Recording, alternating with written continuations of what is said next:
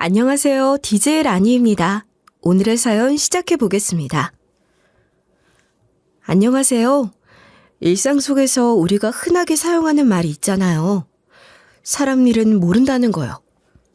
제가 이번에 겪은 일 때문에 제가 이 말이 괜히 나온 게 아니구나 하는 걸 많이 느꼈어요.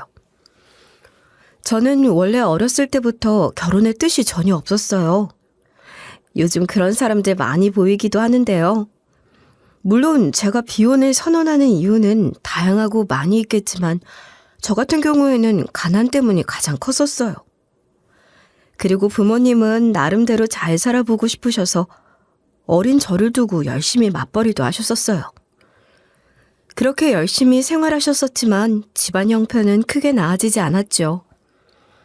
게다가 그놈의 돈이 뭐라고 자식 앞에서 못 볼 꼴도 많이 보이셨었답니다. 돈 때문에 정말 많이 다투어 오셨거든요. 이번에 보너스 받았지? 그거 다 일이네. 애들 학원비 모자라. 무슨 말을 그렇게 기분 나쁘게 해?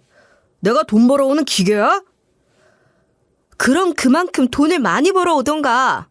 돈도 조금 벌어오면서 도대체 어떤 대우를 바래? 지금 말 다 했어? 어? 내가 항상 애들 봐서 참는 거야. 알아?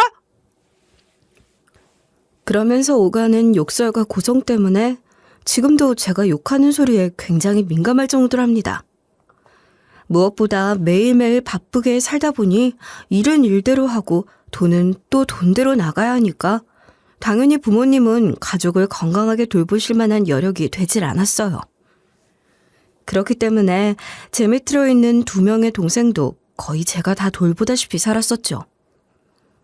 다 큰 다음에 상황이 달라졌느냐 한다면 사실 그것도 아니었어요.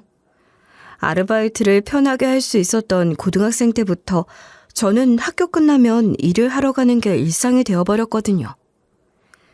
집안의 생활비가 모자라면 어쩌나 부모님에게 따로 돈을 드리기도 했었고요. 그러다 보니 열심히 번 돈은 항상 부모님에게 나가거나 동생들 용돈으로 나가거나 하다 보니 결국 저는 돈 한 푼 모을 수 없는 신세가 되어버렸는데요. 이런 상황에 처하다 보니 늘 결혼은 남 이야기인 줄 알았어요. 어떻게 결혼을 생각하고 있을 수 있겠어요. 적어도 내가 갈 길은 아니었나 보다 싶어 진작부터 포기하고 살고 있었죠. 물론 그렇다 해서 부모님이 저희에게 못되게 군 건 아니냐 하신다면 그건 또 아니었어요. 이기적이게 자기들 이익만 챙기시고 그런 분들이냐 하신다면 전혀 아니었거든요. 그렇게 열심히 돈을 번 이유도 다 사실 우리랑 행복하게 살기 위해서라는 거 제가 이미 다 알고 있었죠. 저도 그렇게 다 알고 있었기 때문에 두 분에게 크게 미운 감정이 있는 건 아니었지만 그래도 우리에게 사랑을 주신 것과는 별개로 제가 보아왔던 결혼 생활은 앞으로 제가 하고 싶은 결혼 생활은 전혀 되지 못했어요. 그러니까 확실히 결혼은 절대 못할 인생이구나 싶었어요. 하지만 제가 앞에도 이야기했었잖아요. 사람 일은 모르는 거라고요. 그런 제가 37살이라는 늦은 나이에 임신이라는 걸 하게 되었거든요. 제가 결혼을 하겠다는 의지만 없었던 거지 연애는 별개라 생각하고 있었단 말이죠. 저와 뜻이 비슷한 남자친구와 5년 동안 만나왔었는데 30대 중반에 들어서게 되면서 제가 자연임신이 쉽게 될 리가 없다는 생각을 하게 되었죠. 그리고 여태까지도 그렇게 살아왔었는데 애가 한 번도 생기지 않았으니 앞으로도 안 생길 거라 착각한 건데요. 사람이 방심하면 안 된다고 하잖아요.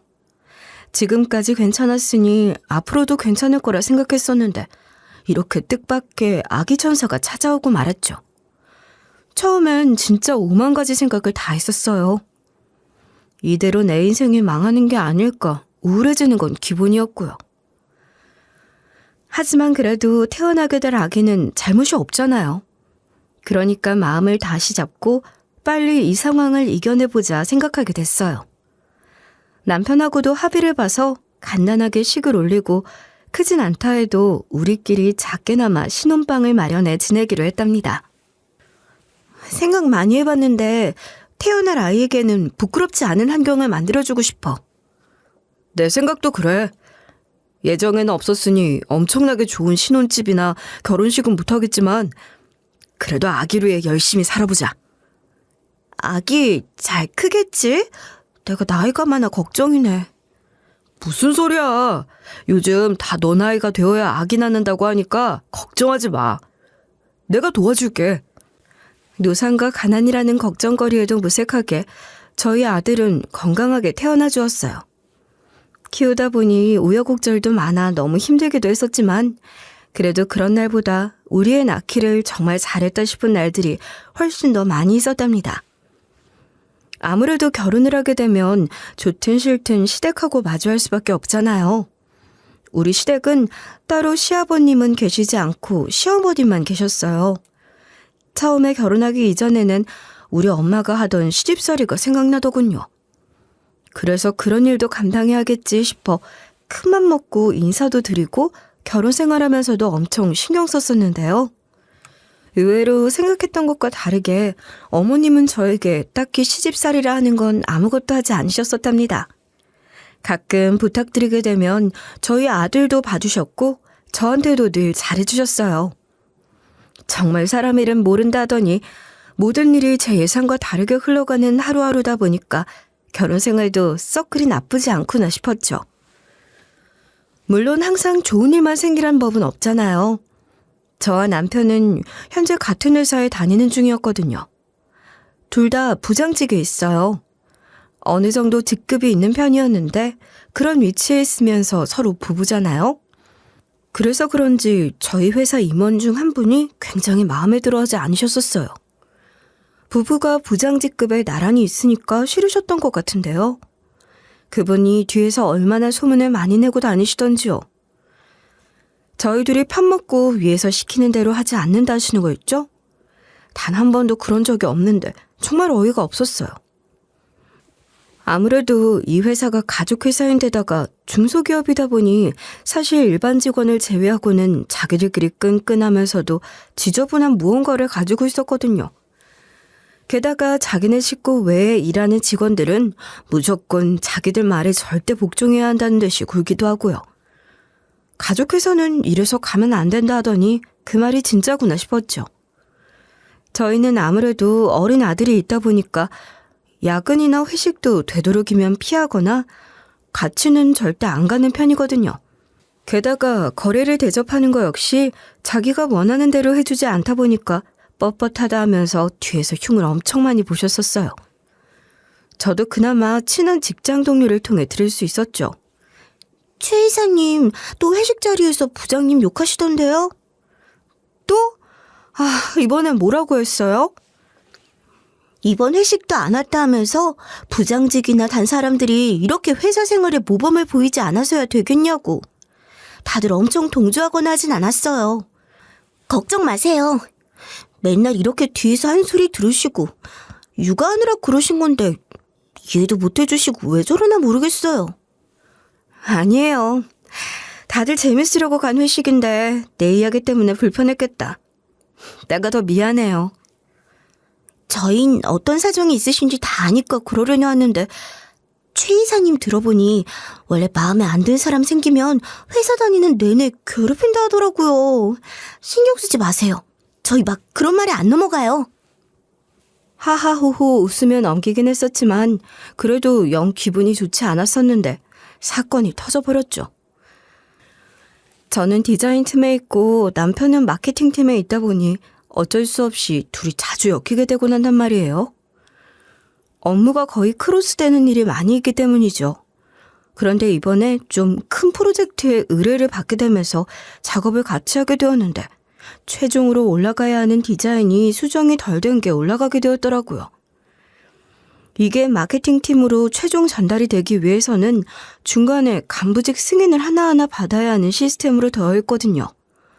그러니까 그 사이에 누군가 다음 타자한테 보내야 하는 파일을 수정 전 파일로 보낸 거고 사실상 앞 사람이 다 체크했겠지 하며 늘 안일하게 넘기는 간부직 덕분에 마케팅팀은 아무것도 모르고 그걸 가지고 이미 거래처를 돌면서 쭉 홍보를 완료한 거예요.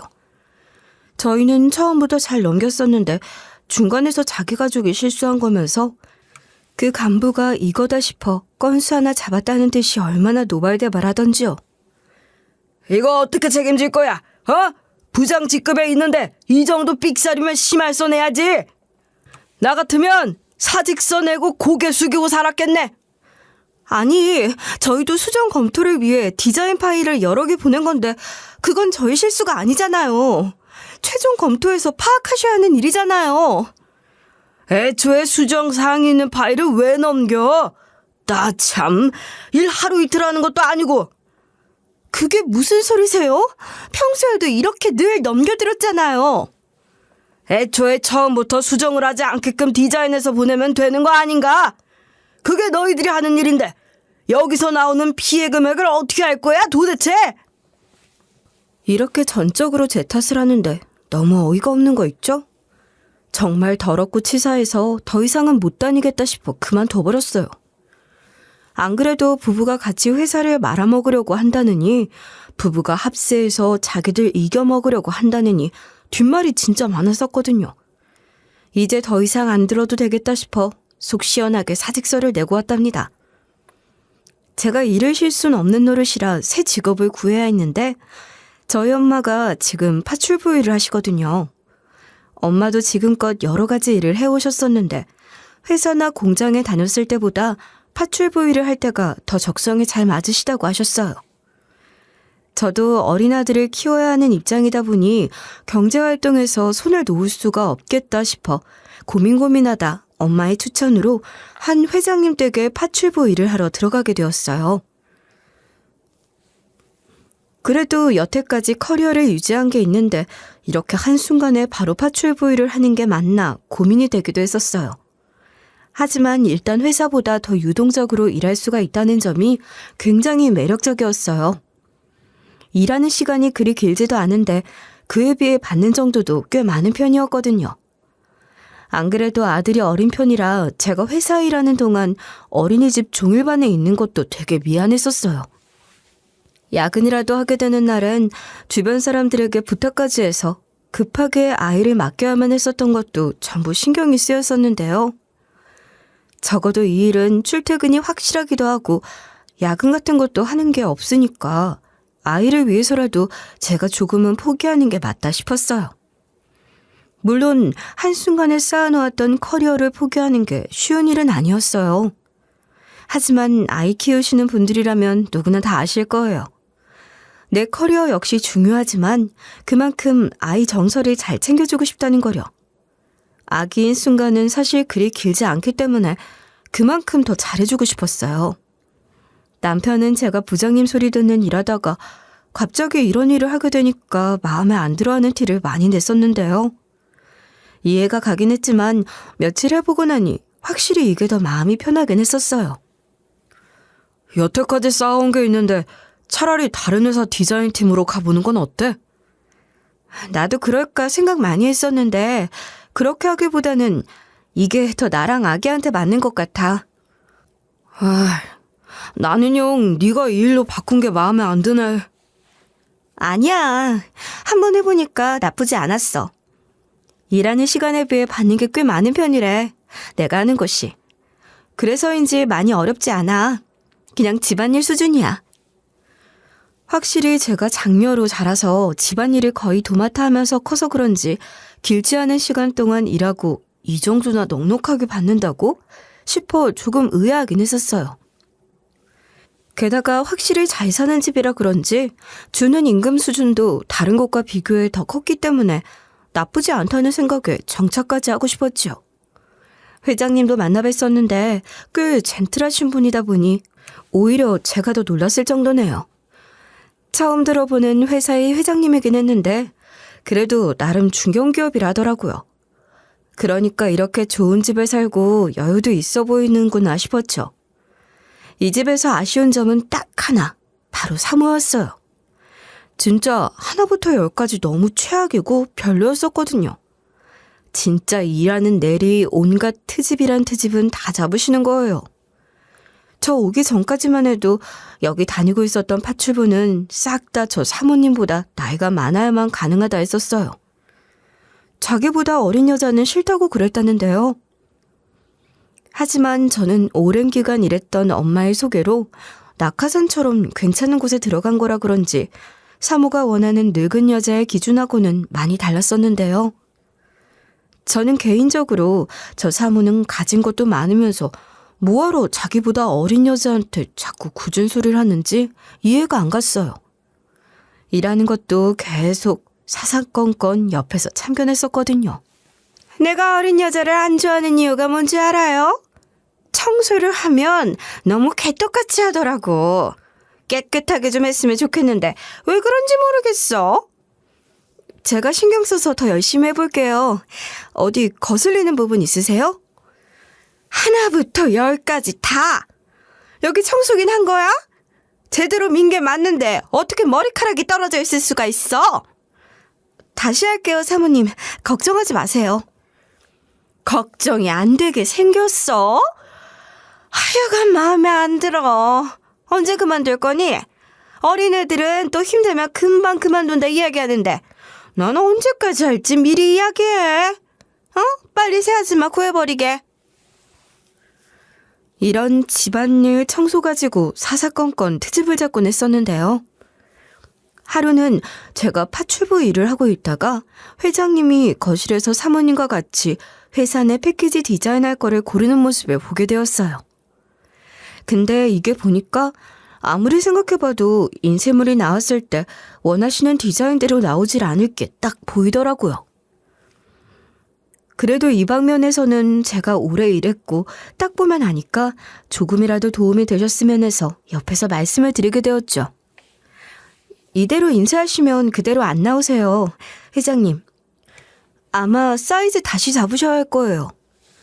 이러니까 갑자기 냅다 사모가 옆에서 소리를 지르는 거 있죠? 간 떨어질 뻔했어요. 고작 파출부 주제에 뭘 한다고 아는 척을 해? 배운 것도 없으면서. 사모님, 제가 이전에 디자인 일을 하다 와서요. 그래서 조금 아는 부분이라 말씀드린 거예요. 어디로 꼴랑 디자인 시다발이나 했을 게 알긴 뭘 알아! 그러니까 회장님 옆에서 자기가 이런 부분에서 좀 아는 편인데 이대로 인쇄해도 될 거라고, 원하는 대로 이미지 나오실 거라고 막 그러는 거예요. 어차피 제 일도 아니고 저도 더 이상 이야기하고 싶지 않아 그 다음부터는 저도 가만히 있었어요. 하지만 역시 제 예상이 딱 맞았어요. 아니나 다를까 며칠 후에 회장님이 전량 싹 다 다시 사이즈를 잡아야 한다 노발대발 화를 내시며 들어오셨거든요. 회사에 아직 디자인 전담팀이 없다 하더니 얼기설기하다가 결국은 결과가 그렇게 나온 거였어요. 당신이 좀 배웠다며? 이대로 하면 될 거라 했잖아. 이게 뭐야? 초반 인셈을 싹 다 폐기해야 하잖아. 아니, 당신은 내 말만 듣고 그대로 하시면 어떡해요? 나 참 웃겨. 내가 무슨 전문가도 아니고. 그러게 왜 아는 것도 하나 없으면서 끼어들기를 끼어들어? 난 그냥 이러면 어때요? 한 거죠.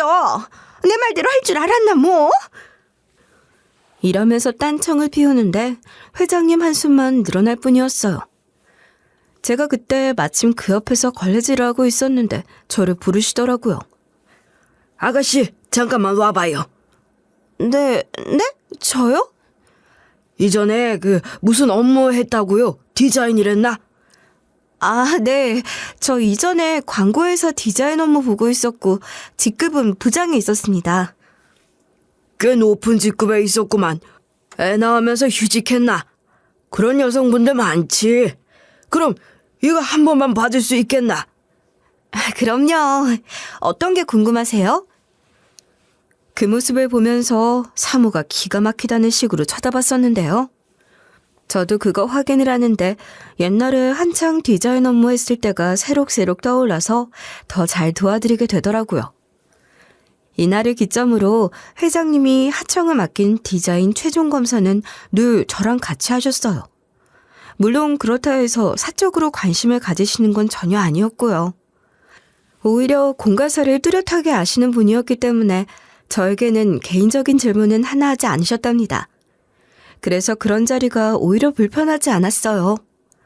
일적인 부분에서는 또 확실하게 따져주시는 덕분에 디자인을 같이 본 날이면 항상 특별하게 개인 보너스도 같이 챙겨주셨답니다.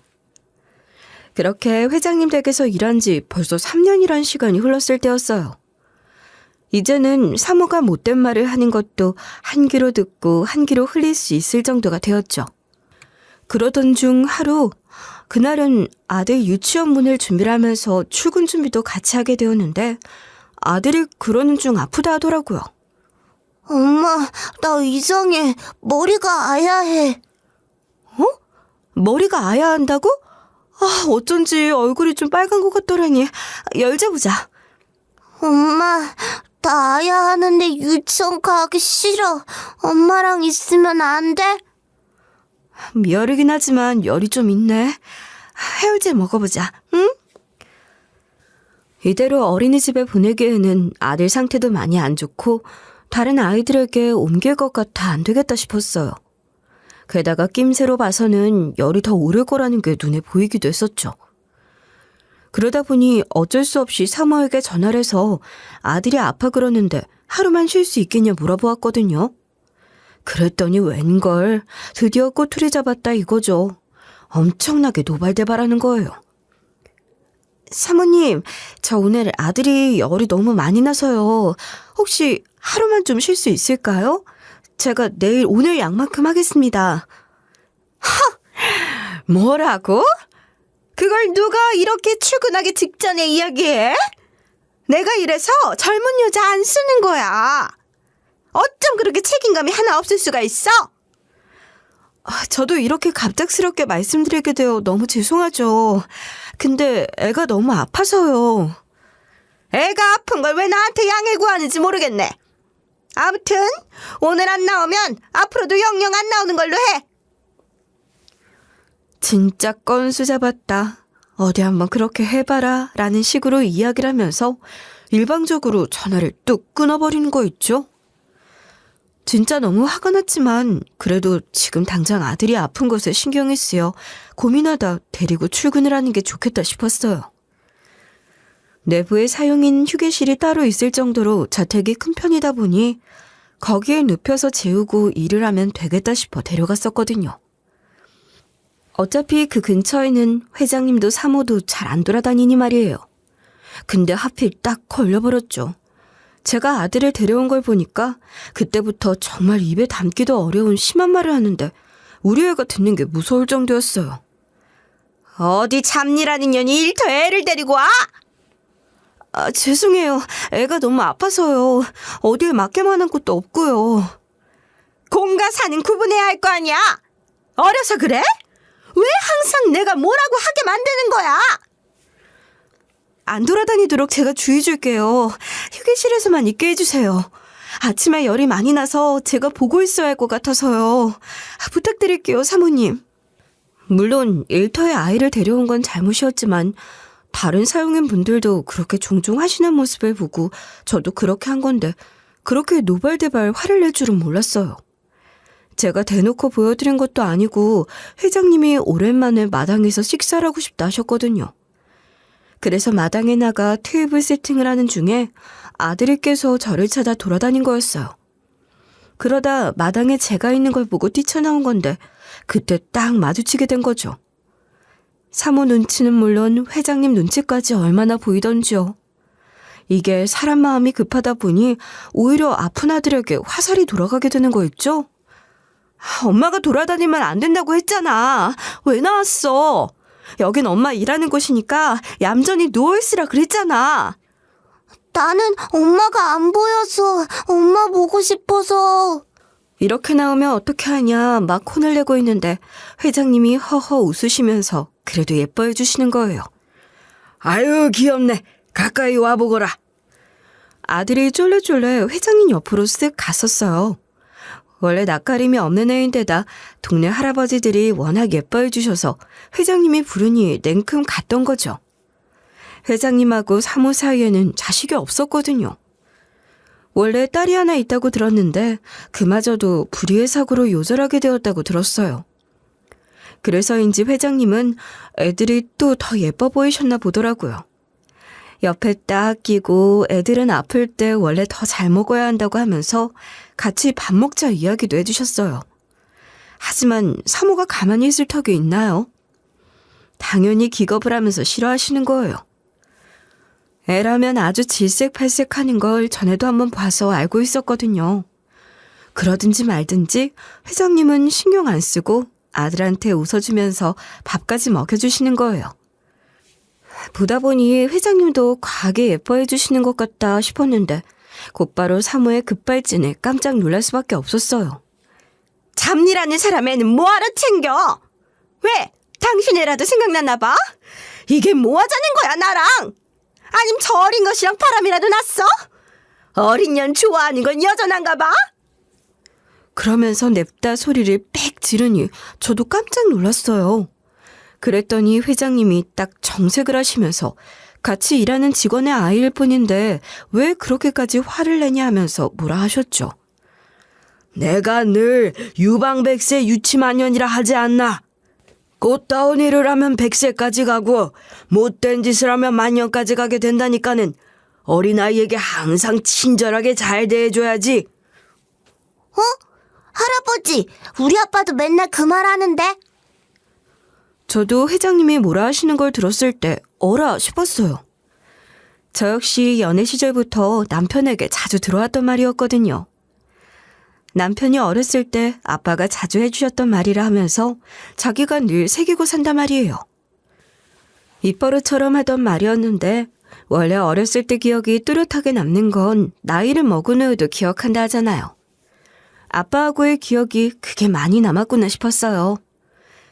저도 눈이 휘둥그레져서 회장님을 쳐다봤었거든요. 제 아들 말을 들은 이후로 저희 아들 얼굴을 빤히 쳐다보시더라고요. 인상을 쓰면서 한참 생각하시는 것처럼 보였어요. 그러더니 이름을 물어보시더라고요. 네 이름이 뭐냐? 저요? 저 길철수라 하는데요. 길씨? 그래, 나랑 같은 길씨란 말이지. 그럼 네 아비 이름은? 아빠요? 아빠 성함은 길제자 훈자세요. 아들이 남편의 이름을 말하자마자 회장님이 화들짝 놀라시면서 손을 벌벌 떠시는 거예요. 그러면서 어쩔 줄 몰라 하시다가 갑자기 저희 아들을 꽉 끌어안으며 우시는 거 있죠? 그와 반대로 회장님하고는 다르게 사모님은 갑자기 벌벌 떨면서 악소리를 지르기 시작했어요. 그러더니만 씩씩거리면서 집 안으로 도망치듯 들어가 버렸죠. 제가 그 사이에서 어리둥절하고 있으니까 회장님이 저를 보며 물어보셨어요. 자네 혹시 시모 성함이 어떻게 되는가? 저희 시어머니요? 아, 이 미자 숙자신데. 맞네, 맞아. 아유, 내가 이렇게 보네. 그러더니 연신 맞다고 이야기하시면서 한순간께 내내 눈물을 흘리셨어요. 그 다음에 알게 된 사실에 저는 충격을 감출 수가 없었어요. 회장님이 왜 그렇게 우셨나 했는데 우리 남편이 바로 회장님의 아들이었던 거예요. 이게 무슨 소리인가 싶었는데요. 옛날에 사실 저희 남편이 맨날 술에 취하고 나면 내가 기업 사장님 아들이야 라고 했던 게 사실이었던 거예요. 여태까지 그냥 술에 취해서 있지도 않은 말을 하는 농담인 줄만 알고 있었거든요. 그러니까 우리 남편이 회장님의 친아들이었다는 건데요. 그런 것 치고 뭔가 이상한 거예요. 분명 시아버님이 따로 안 계신다 했었는데 회장님이 시아버지라뇨. 말도 안 된다 싶었는데 이거보다 더 말도 안 되는 일이 내막이 있었어요. 그러니까 정리를 간단하게 해드리자면 저를 괴롭혔던 이 집 사모 있죠. 그 사모가 두 번째 부인이었고요. 저희 집 시어머니가 사실 회장님의 첫 번째 부인이었던 거예요. 근데 거의 쫓겨나다시피 나가셨다 해요. 여기서 하나 더 충격적인 게 뭔지 아세요? 바로 두 번째 부인, 그러니까 이 집의 사모가 우리 시어머니하고 친자매 사이라는 거예요. 친언니라더라고요. 여태까지 나한테 못된 짓 한 범인이 바로 시어머니의 친언니였다니 이게 무슨 일인가 싶었죠. 도대체 왜 이걸 여태 몰랐을까? 저는 시댁의 어른분들을 따로 만난 적이 없으니 더더욱 모를 수밖에요. 분명 없다 들었었거든요. 여기서부터 저도 완전 멘붕이었어요. 아무리 감안을 해도 미친 집안이다 싶었죠. 진짜 현실은 드라마보다 더하다더니 그 말이 딱인 거 있죠. 회장님 입에서 또 무슨 말이 나올까 무섭기까지 했었어요. 내가 원래 사랑하던 여인은 그 사람이었는데 하필 중간에 사고가 생겨가지고. 사고요? 무슨 일이 있으셨길래? 그러니까 원래는 시어머니와 회장님, 그 당시 어렸던 제 남편, 이렇게 셋이서 잘 살고 있었다 해요. 그 당시에도 회장님은 사업을 하는 중이셨기 때문에 돈을 어느 정도 만지시는 편이었다는데요. 그 사실을 알게 되면서 어느 순간부터 시어머니의 언니가 계속해서 접근했다 하더라고요. 그전까지는 친자매였지만 사이가 대면대면했다 들었는데 동생이 결혼하니까 싱숭생숭하니 이제부터라도 친하게 지내려고 했나 보다 싶었다고 하셨어요. 그 당시 시어머니의 언니는 미혼이었고요. 하루는 시어머니와 회장님 그리고 시어머니의 언니가 셋이 같이 신혼집에서 집들이 겸 술자리를 가지게 되었다고 하는데요. 그 당시 우리 남편은 워낙 어렸던 터라 시어머니는 술자리에 오래 있지 못하고 안방으로 향했다 해요. 그러고 나서 계속해서 분위기에 맞춰 먹다가 회장님은 결국 인사불성이 되실 정도로 드셨다네요. 문제는 그 다음 날 작은 방에 회장님과 시어머니의 친언니가 한 방에서 자고 있었다는 거 아니겠어요? 시어머니가 그 모습을 맨 처음에 발견하고 너무 어이가 없어 지금 내 언니와 바람을 핀 거냐 난리가 났었대요. 당신 지금 뭐 하는 거야? 내 언니하고 바람이라도 난 거야 지금? 제정신이야? 아들이 있는 집에서? 그게 무슨 소리야? 난 기억이 없어. 나 진짜 아무 짓도 안 했어. 난 그냥 자고 있었는데 들어오신 거겠지. 기억이 없다고. 그걸 변명이라고 해? 더럽긴 정말. 어떻게 한 집에서 나랑 아들이 바로 옆에 있는데 이런 짓을 저질러? 당신 나를 도대체 어떻게 보는 거야? 아무리 그래도 내가 가족이랑 사는 집에서 그런 파렴치한 짓을 하겠어? 제발 내 말 좀 믿어줘. 난 기억이 없는 일이야. 당시 회장님은 억울하셨다 해요. 그러면서 극구 부인을 하셨다는데 문제는 시어머니의 친언니 행동이었어요. 그 자리에서 둘이 그렇게 싸우니까 일어나서는 냅다 울면서 소리를 질렀다네요. 회장님이 자기를 덮쳤다고 하면서 말이에요. 그러니까 시어머니는 더더욱 미칠 노릇이었죠. 억장이 무너졌겠다 싶은데 여기서 끝이 아니었대요. 한 달 정도 지났나? 갑자기 그 친언니가 자기가 임신을 했다 하면서 책임지라 회장님한테 그랬다는 거예요. 그 후로는 걷잡을 수 없이 다 망가졌다 하셨어요. 시어머니의 가족들도 모두 노발대발 난리가 나셨는데요. 결론은 그 당시에 시어머니와 이혼을 하고 그 친언니를 책임지라 했다는 거예요. 회장님은 진짜 말도 못하게 억울하셨다는데 장인어른과 장모님의 의견대로 하지 않으면 죽도 밥도 되지 않겠다 싶을 만큼 두 분이 완강하셨다네요. 저도 들으면서 상식적인 입장에서 도저히 같은 자매를 대하는 태도가 너무 달라 이상하다 싶었는데요. 그렇게 결정하신 이유가 있었어요. 다 돈 때문이었지. 어렵게 생각할 게 하나 없었는데 말이야. 그러니까 회장님이 새롭게 장가를 가시게 되면서 처음에 가지고 있었던 집 있잖아요. 그걸 지금의 사모가 결혼 선물로 달라고 자기가 잘 관리해서 나중에 더 큰 집으로 갈 때 보탠다고 했었나 봐요. 그러니 회장님은 그 집을 사모에게 넘겼는데 그게 다 계획이 있었다는 거죠.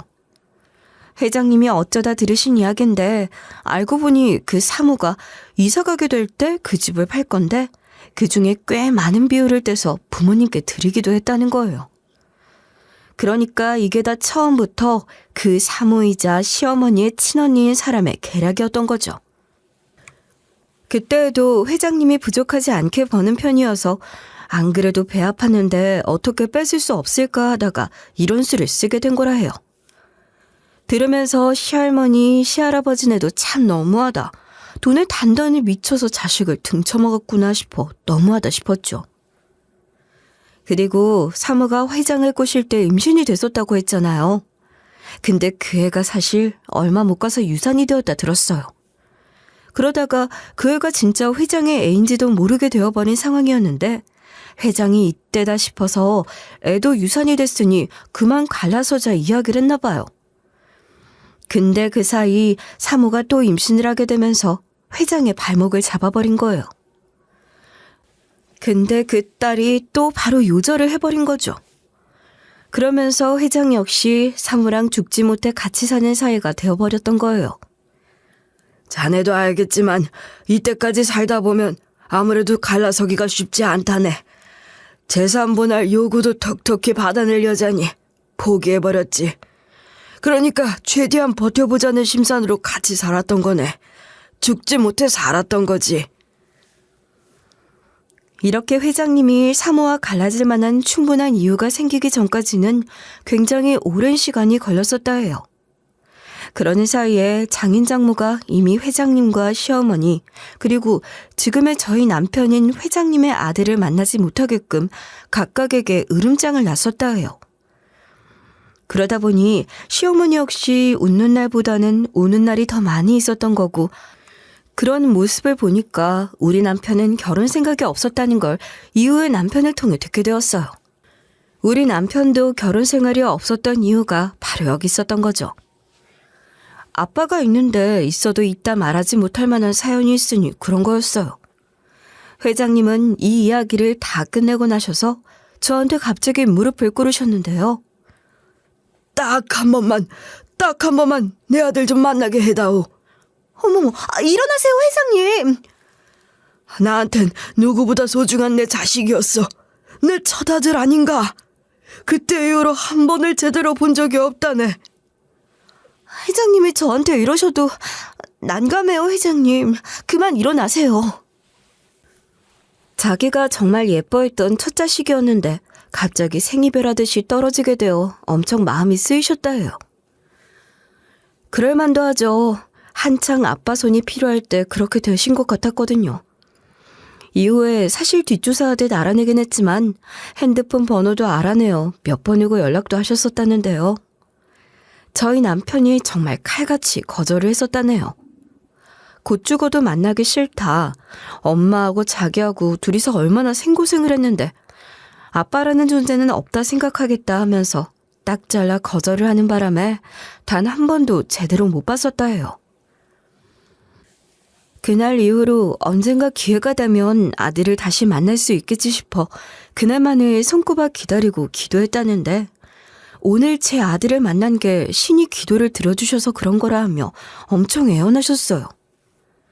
사정을 다 듣고 나니 너무 딱하기도 하고 저도 이제 아들이 있는 사람이라 저 마음이 가늠도 안 될 만큼 슬프더라고요. 그래서 일단 남편과 이야기해보겠다 하고 집으로 왔죠. 남편이 퇴근하며 이 이야기를 전했어요. 내가 밑에서 일하는 회장님이 당신 친아버지시더라고. 여태 이런 일이 있으셨다는데 더 자세한 건 아버지를 만나 사정을 들어보는 게 어떨까? 난 잘 모르겠어. 이제 와서 만난다는 게. 우리도 아들이 있잖아. 입장 바꿔서 나도 그런 상황이었다면 무척 힘들었을 거야. 게다가 그 당시 회장님도 우리 또래였을 텐데 당연히 경험이 많이 없는 젊은 사람이었으니 어떻게 해결해보자 해도 어려우셨을 것 같아. 난 당신이 한 번 더 이해해줬으면 좋겠는데 어때? 네가 그렇게까지 말하는 걸 보면 이유가 다 있겠지. 나도 진짜 꼴도 보기 싫었거든. 근데 우리 아들 낳고 나니까 한 번쯤은 봐도 되겠다 싶어. 역시 제 예상이 맞았어요. 자기 아들을 낳으면서 각별하게 생각했던 저희 남편이었기에 아버지 생각이 안 났을 리가 없겠다 싶었거든요. 마침 이렇게 마주할 기회가 오게 되었고 스스로 가는 것도 아니고 제가 이렇게 이야기하니 등 떠밀려 간다는 생각으로 향했던 것 같아요. 순순히 회장님을 만나겠다고 하니 저도 너무 잘됐다 싶었죠. 그렇게 우리 가족과 시어머니 그리고 회장님이 만나는 날이 다가왔답니다. 이야기를 따로 나눌 것도 없이 서로 핏줄이라 그런지 서로를 바로 알아보는 게 신기할 노릇이었어요. 사실 시어머니는 마지막까지도 몇 번이고 싫다 하셨어요. 그걸 설득하는 게 다름 아닌 우리 남편이었죠. 그렇게 좋으면 너네끼리 만나라. 왜 내가 만나야 하니? 엄마, 매일 만나라는 거 아니에요. 만나서 다시 합치라는 것도 아니고요. 그냥 얼굴만 봐요. 이제 와서 만나면 뭐가 달라진다니. 그 인간이야 언제 만나든 똑같을 것을. 엄마는 이제 그 인간 뒷모습도 보기 싫다. 저를 봐서 한 번만 같이 가주시면 안 돼요? 저 혼자 그 자리로 어떻게 가요? 딱 한 번만 보고 이건 아니다 싶으면 앞으로도 쭉 우리 둘이 살면 되죠. 걱정하지 마세요. 여태까지 둘이서도 잘 지냈었잖아요. 이렇게 시어머니에게 이야기하는데 확실히 제가 100번 이야기하는 것보다 남편이 진심을 담아 설득을 하는 게 더 낫더라고요. 이게 더 소용이 있었어요. 그렇게 만난 남편과 시어머니, 회장님은 누가 먼저랄 것도 없이 만나자마자 눈물만 뚝뚝 흘리는 거예요. 여기저기서 우는 소리가 들리니까 저도 그만 울 뻔한 거 있죠? 셋 다 그간의 세월이 얼마나 서럽고 슬펐는지를 눈물로 말해주는 것 같았어요. 그리고 회장님이 먼저 입을 여셨죠. 내가 미안해. 내가 미안하다, 아들. 그 어린 나이에 맨발로 나가게 해서 정말 미안하다. 도와주고 싶었는데, 내가 정말 도와주고 싶었는데 그게 쉽지가 않더구나. 내가 다가가면 한 걸음 뒤로 멀어지고 나를 더 경멸하게 될까봐 그래서 가까이 할 수가 없었다. 아들아, 너무 미안하다. 하면서 오열을 하시는데 진짜 이 감정을 혼자서 꾹꾹 참아오셨을 생각을 하니까 저도 왈칵 울게 되어버렸답니다. 그렇게 우리 남편의 손을 잡으면서 먼저 그렇게 우시더니 그 다음에는 시어머니 앞으로 가셨어요. 그리고 한치의 망설임도 없이 무릎을 꿇으셨죠. 한 기업의 사장님이 얼마나 사랑하는 아들과 아내가 보고 싶었을까 눈에 너무 보이더라고요. 시어머니는 외면하면서 그 모습을 바라보지 않으셨지만 그런 시어머니의 손을 붙잡고 회장님은 정말 꺼이꺼이 흐느끼셨어요. 아들에게랑은 또 다른 감정이겠구나 싶었죠. 여태까지 얼마나 고생이 많았어.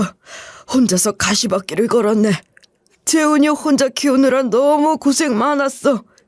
당신이 잘 키워줘서 저렇게 잘 자라 하나의 아빠가 되었어. 시어머니도 회장님도 우리 남편도 내내 우느라 제대로 대화가 되지 않았고 그 세 분을 잘 달래어 자리에 앉혀드렸어요. 그리고 회장님은 진작에 시어머니와 남편을 다시 거두기로 작정을 하셨더라고요. 내가 여기 오기 전에 생각을 정말 많이 했네. 당신과 재훈이를 어떻게 보아야 할까? 그리고 앞으로 어떻게 해주어야 할까? 무엇이 내 죄를 씻어줄까 하고. 됐습니다. 그냥 얼굴만 한번 보러 온 거지. 뭘 어쩌겠단 것도 아닌데. 정말 반성이 많이 되더구만. 여태까지 못해준 거 내가 죽을 때까지 여한 없이 해주겠네. 평생을 용서를 빌면서 살 테니 옆에 있게 해주겠나. 시어머니에게 이제라도 집에 들어와 달란 이야기를 하셨는데요. 아무리 애걸복걸해도 시어머니는 눈 하나 깜짝하지 않으셨어요. 그리고 그 당시에 있던 모종의 비밀 역시 이 자리에서 모두 알려드렸죠. 사실 저희가 따로 말씀드린 건 없었거든요. 저는 남편에게만 이야기를 했었고요. 이런 일이 있었다. 그래서 가까이 가지 못했다 하는 걸 시어머니에게 알려드릴 때 가장 많이 우셨어요. 아무래도 남편뿐만 아니라 가족에게 크게 실망을 했었기 때문이겠죠. 한평생을 남편만 미워하며 살았었는데 알고 보니 그게 다 친언니가 한 짓이며 부모님도 겨우 돈 때문에 이 일에 동조했었다는 것. 그리고 심지어 회장님은 시어머니에게 그 당시에 제발 자기를 믿어달라 했었는데 시어머니 역시 그 당시 자신의 남편, 그러니까 회장님을 믿지 못하고 떠난 거나 다름이 없었던 거잖아요. 큰 오해가 풀리면서 정말 대성통곡을 하셨죠. 여태까지 얼마나 많이 힘들어 하셨었는지 저도 옆에서 들어 알고 있었으니까요. 남편 역시 제가 대충 말했던 것과 다르게 아예 더 속에 있던 내막까지 다 알게 되고 나니까 뒤늦게 죄송하다 회장님에게 사과를 했었네요. 이후에 회장님의 의견이었던 같이 살겠다는 이야기는 그렇게 하지 않는 걸로 마무리가 되었어요. 여태 몇십 년을 따로 떨어져 살고 있었는데 한순간에 다시 같이 붙어 살 수가 있겠어요?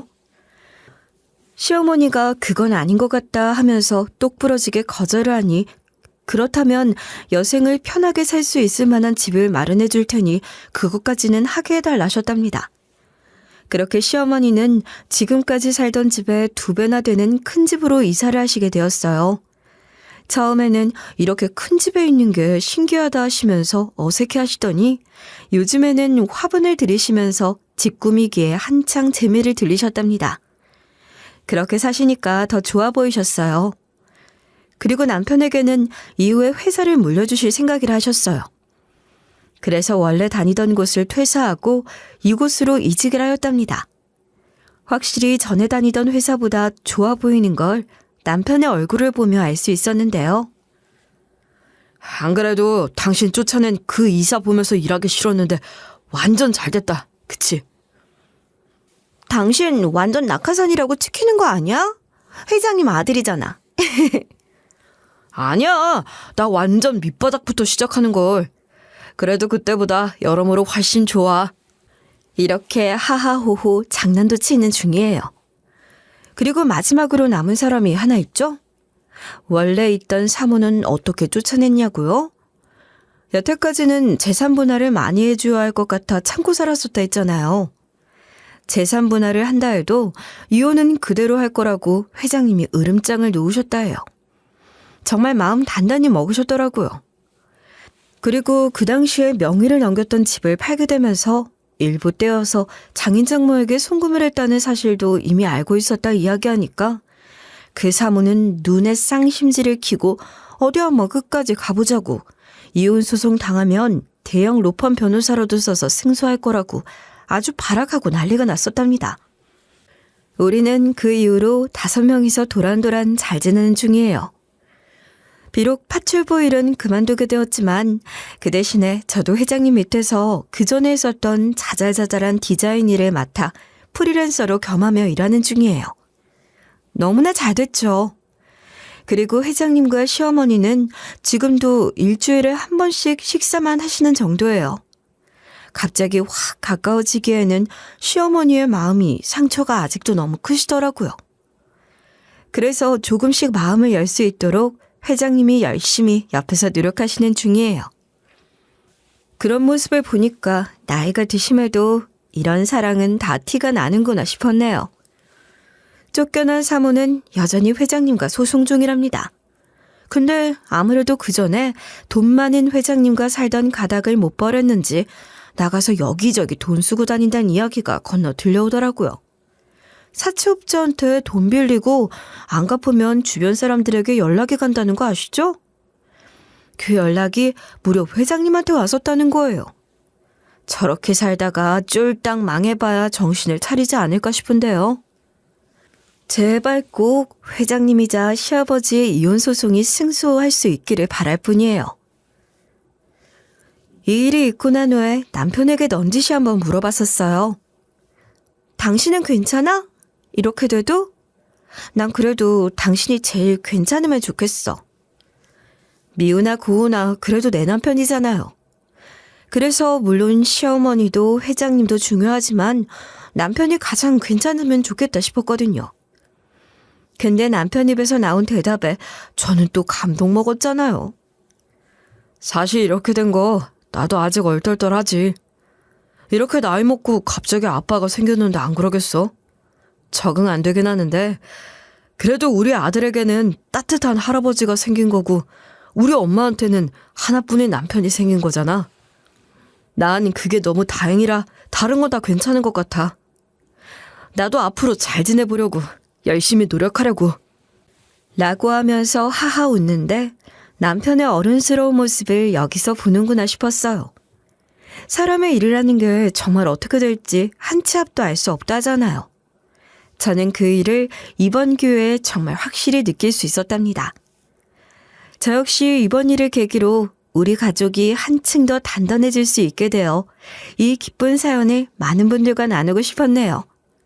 들어주셔서 정말 감사했어요.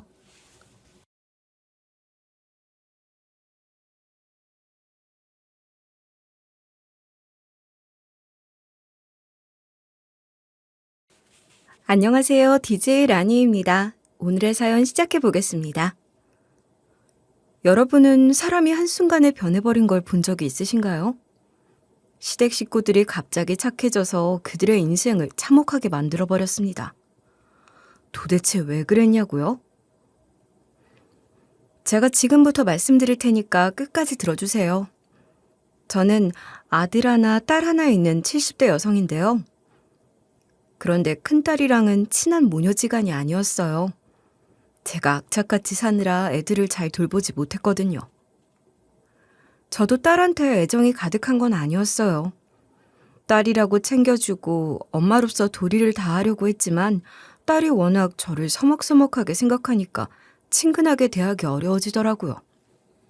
그러다가 어쩌다 한가해졌을 때 딸한테 가서 이런 식으로 질문을 쏟아냈는데요. 우리 딸 오늘 학교는 어땠어? 친한 친구들은 몇 명이나 있어? 누군지 알려주면 안 될까? 수업은 요즘 어떻고? 공부는 잘 되고 있어? 그럼 딸이 머뭇거리다가 무슨 남의 집 엄마 대하듯이 쳐다보는 거예요. 그렇게 한참을 생각해 보더니 이런 식으로 엄청나게 짧게 대답했어요. 학교 재밌고 수업도 잘 배우고 있어요. 친구들은 사귀고 있고요. 남편한테도 그런가 봤는데 남편한테는 조금 더 편해 보이는 거예요. 제잘거리는 건 아니었는데 할 말 있으면 조용히 다 하고 있었어요. 그래서 제가 가까이 다가가서 이랬는데요. 딸, 방금 아빠한테 무슨 말 했어? 방금 친구 누가 뭘 했다고 한 것 같은데? 엄마한테도 말해주라. 엄마도 우리 딸 이야기 듣고 싶어. 제가 갑자기 이러니까 딸이 놀란 눈치였어요. 저한테서 살짝 떨어진 채로 이렇게 대꾸하더라고요. 아니요, 별말 안 했어요. 그냥 친구가 좋아하는 드라마 이야기 한 거예요.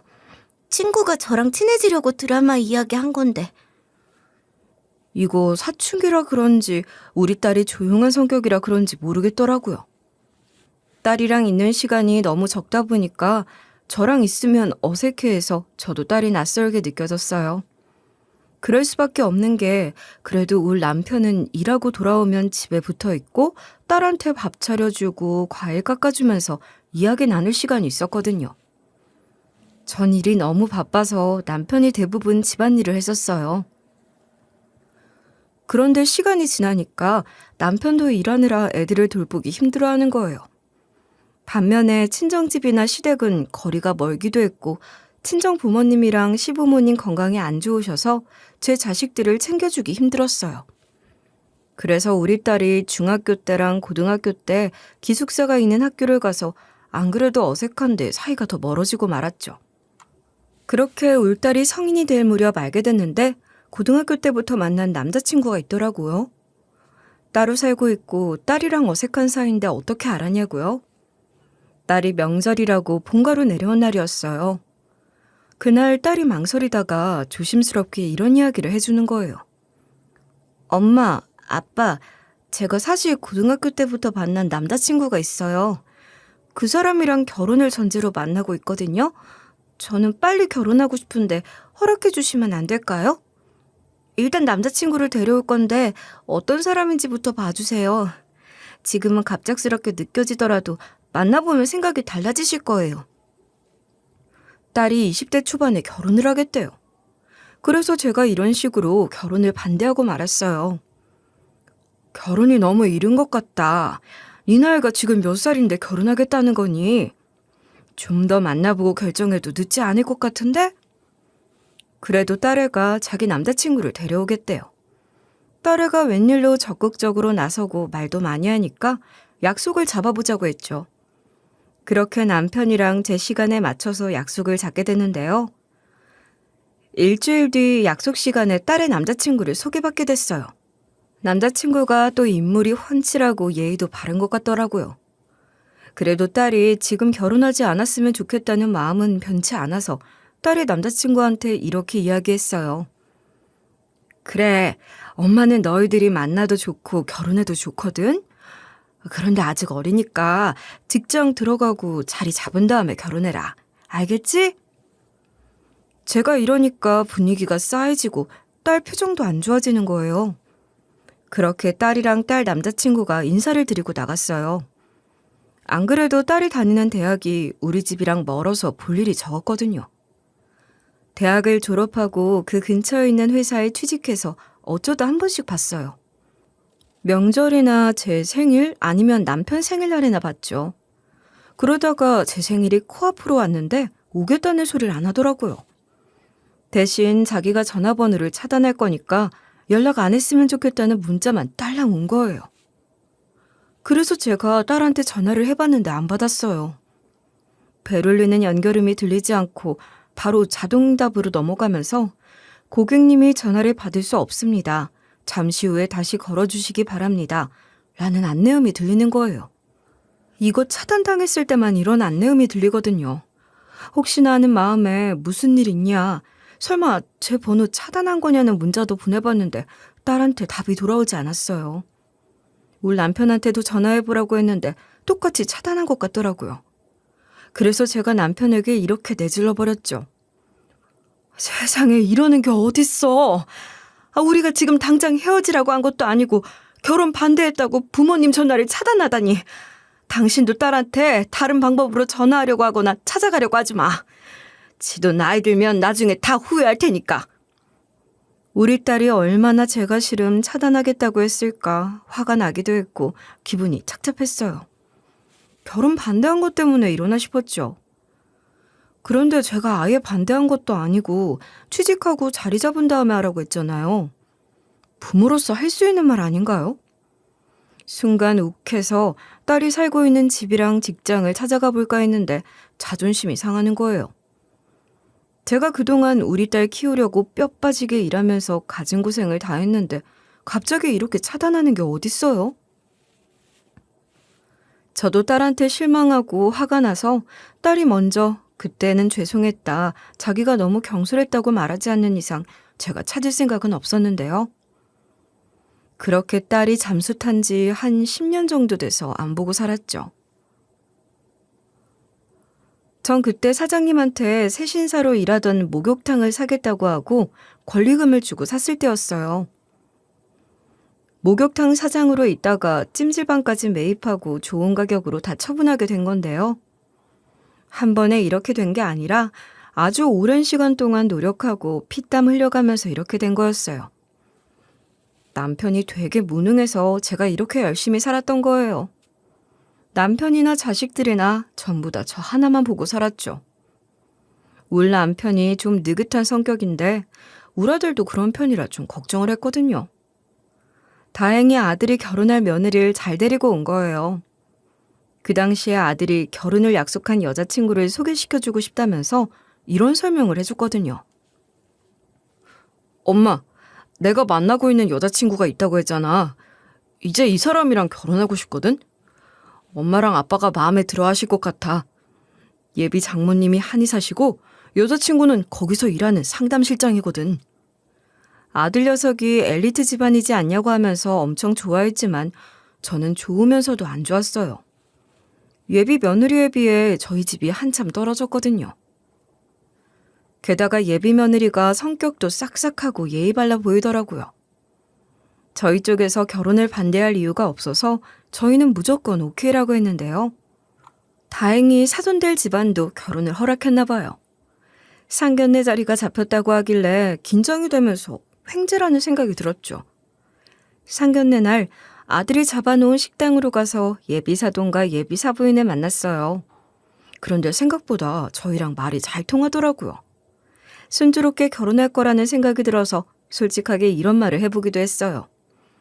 아이고, 사돈이랑 사부인, 우리 아들 데려가줘서 고맙습니다.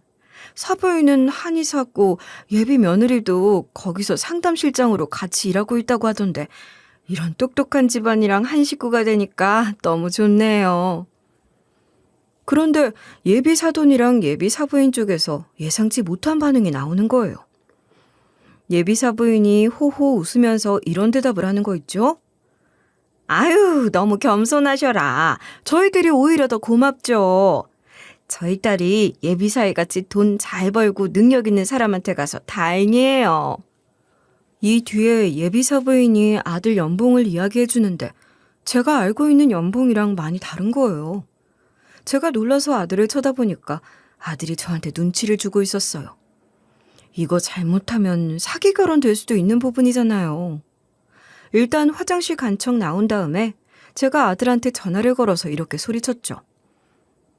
너 지금 사부인이랑 사돈한테 무슨 말을 한 거야? 일단 나와봐. 내가 부른 거 티 안 나게 잘 연기하면서 나와보라고. 그러니까 아들이 한마디도 못하는 거예요. 밖으로 나오는 소리가 들리더니 전화가 끊기고 아들이 저 멀리서 모습을 보이더라고요. 제가 아들놈을 구석으로 잡아 끌면서 따져 물어보니까 아들 녀석이 이러는 거예요. 여자친구랑 결혼하고 싶어서 연봉을 좀 부풀려서 말했어. 그냥 두리뭉실하게 둘러댄 것뿐인데 예비 장모님이 저렇게까지 새겨 듣고 계실 줄 몰랐지. 그 말 듣자마자 바로 아들 등짝을 후려쳤죠. 그 다음에 어떻게든 이 일을 수습하려고 아들을 먼저 들여보냈어요. 시간 텀을 좀 두고 제가 들어가서 예비 사부인과 예비 사돈에게 이렇게 이야기했는데요. 그런데 사부인, 우리 아들 연봉이 그 정도는 아닌데 혹시 잘못 들으신 거 아닌가요? 사돈이랑 사부인이 아는 만큼이 아니거든요. 사부인이 아들한테 직접 들으신 거라고요? 그럼 아들이 곧 있으면 연봉이 오를 거라는 의미로 그렇게 말한 것 같네요. 저희 아들이 사실 이 정도 벌고 있거든요. 이런 식으로 막 말도 안 되는 변명을 해댔는데요. 그 말을 듣자마자 예비 사돈이랑 예비 사부인 표정이 확 굳는 거예요. 이걸 어쩌면 좋나, 이대로 파혼하려나 싶었는데 예비 며느리가 이렇게 아들 편을 들더라고요. 제가 말을 잘못 옮겨서 엄마랑 아빠가 오해하신 것 같아요. 죄송해요. 우리 오빠가 백수여도 결혼할 거예요. 이렇게 잘생기고 키 큰 남자가 어디 있겠어요. 하긴 제 아들이라서 그런 게 아니라 우리 아들이 키도 훤칠하고 훈훈하게 생기긴 했어요. 이렇게 예비 며느리 덕분에 우리 아들을 결혼시켰는데 며느리네 집에서 저를 얼마나 안 좋게 봤는지 몰라요. 무슨 일이 있었길래 그러냐고요? 제가 사부인한테 많이 당했거든요. 일단 손주 돌 때 이야기를 해줄게요. 손주 돌잔치 날이라 엄청 기대를 하고 갔는데 돌잔치 장소가 너무 작더라고요. 식사도 조촐하고 사람들이 너무 많긴 했지만 돌잔치에서 케이크 커팅하고 돌잡이 할 때까진 괜찮았어요. 그런데 사부인이 돌잔치 업체에서 준비한 음식을 쭉 보더니 갑자기 저보고 이러는 거예요. 음식이 이게 다예요? 더 나오는 건 없나? 여기 업체 얼마래요? 식대는 얼마고? 김서방은 그 가격에 이런 곳에서 하냐? 이렇게 핀잔을 치면서 뭐라고 하더라고요. 우리 아들은 돌잔치 진행하고 손님들 맞이하느라 정신이 없었어요.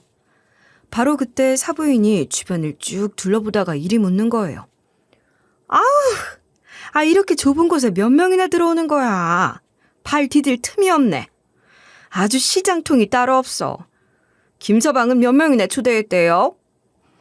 사부인이 이렇게 투덜대니까 또 왜 저러나 싶었죠. 그래도 나름 표정 관리하려고 애써 웃으면서 이렇게 대답했는데요. 글쎄요, 제가 거기까진 잘 모르겠네요. 아들이랑 며느리가 돌잔치는 처음이라 시행착오가 많았나 봐요. 아들이 오면 물어봐야겠어요. 여기서 그만 툴툴댔으면 좋겠다 생각하고 있었는데 아니나 다를까. 사부인이 또 이런 말로 제 속을 뒤집는 거 있죠. 김서방이 대충 몇 명 초대했는지 알고 있거든요. 저희 딸이 소규모로 간소하게 하자고 했는데 김서방이 무턱대고 많이 불러서 돈이 많이 들었대요. 세계에 돌잔치랍시고 우글우글 좁아터진 장소에 사람들을 우겨넣고 싶었는지 누구 애인지도 모르는 사돈의 팔촌까지 쳐부르고 앉았네. 이런 식으로 혼잣말을 하는데 저도 슬슬 짜증이 나는 거예요. 그래서 결국 참지 못하고 이렇게 확 정색을 하고 말았어요. 저기요, 사부인. 갑자기 무슨 소리 하시는 거예요? 사부인 눈에는 애들이 하는 게 마음에 안 들 수도 있어요. 그래도 그렇게 비아냥대시면 안 되죠. 제가 이런 식으로 전곡을 찔렀는데도 불구하고 사부인이 멈추질 않았어요. 오히려 제가 불난 집에 부채질이라도 한 듯 이렇게 막말을 퍼붓더라고요.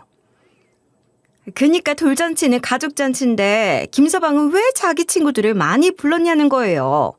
우르르 온 거 보니까 절친도 아니고 그냥 친구들 같은데 왜 불렀대요? 김서방은 돌잔치 예절도 모른대요? 사부인이 도대체 뭘 가르친 거예요? 제가 그때 주먹을 꽉 쥐고 이를 꽉 깨물고 있었어요. 하지만 우리 손주 돌잔치 자리에서 소란을 일으키고 싶진 않아서 화를 꾹 참은 채 이리 물었죠. 왜 말을 그렇게 하세요? 혹시 저희 아들이 사부인한테 무슨 실수라도 했나요? 사부인이 원래 이런 분이었나 싶네요. 근데 사부인이 콧방귀를 뀌면서 저를 흘겨보는 거예요. 게다가 아주 거만한 말투로 저한테 이러는 거 있죠? 아니, 사부인, 좀 생각을 해보세요. 식사도 제대로 준비한 것도 아니고 답례품을 좋은 걸로 준비한 것도 아니잖아요. 답례품도 그래요. 어떻게 손님들한테 행주 쪼가리 같은 걸 줄 수가 있어요? 올 딸은 우눈에 달래기 바쁜데 김서방은 겉멋만 쳐들어서는 어르신들한테 인사는커녕 옷매무새나 쳐다듬고 앉아있는 거 보이세요? 근데 진짜로 아들이 하는 꼴을 보니까 사부인 말대로 하고 있는 거예요. 사부인 말대로 식사도 별로고 식사도 못하고 가는 손님들한테 주는 선물이 행주니까 말문이 막혔죠. 사부인이 제가 아무 말도 못하니까 이렇게 한마디 더 붙이더라고요. 우리 딸이 이렇게 잔치 벌이고 손님들 대접할 리가 없어요. 그러니까 제가 김서방 교육 똑바로 시키라고 한 거예요. 아시겠어요? 그렇게 돌잔치가 끝나고 사부인이랑 사돈이 자기 딸한테만 인사하고 휙 가버리더라고요.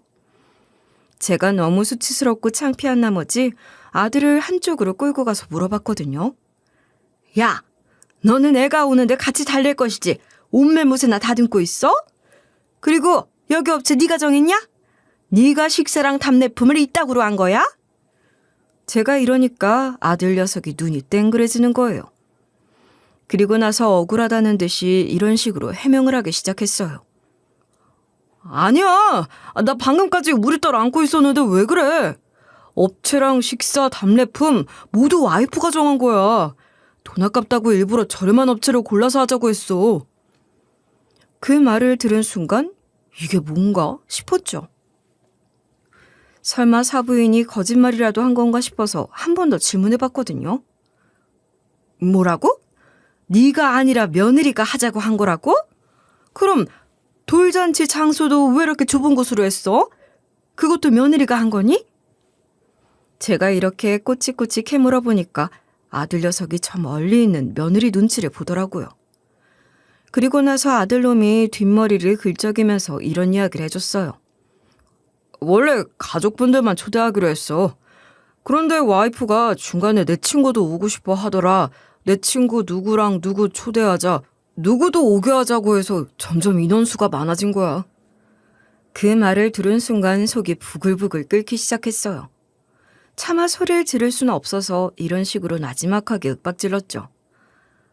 아니, 사부인은 도대체 왜 그러는 거니? 사부인이 돌잔치 장소랑 식대, 답례품 같은 거 마음에 안 든다고 성질을 내고 가시더라.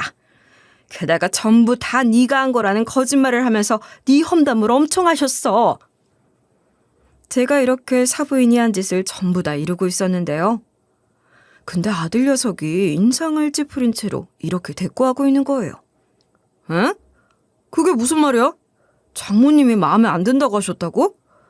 장모님도 와이프한테 돈 아까우니까 저렴한 업체랑 계약을 하라고 하셨다는데?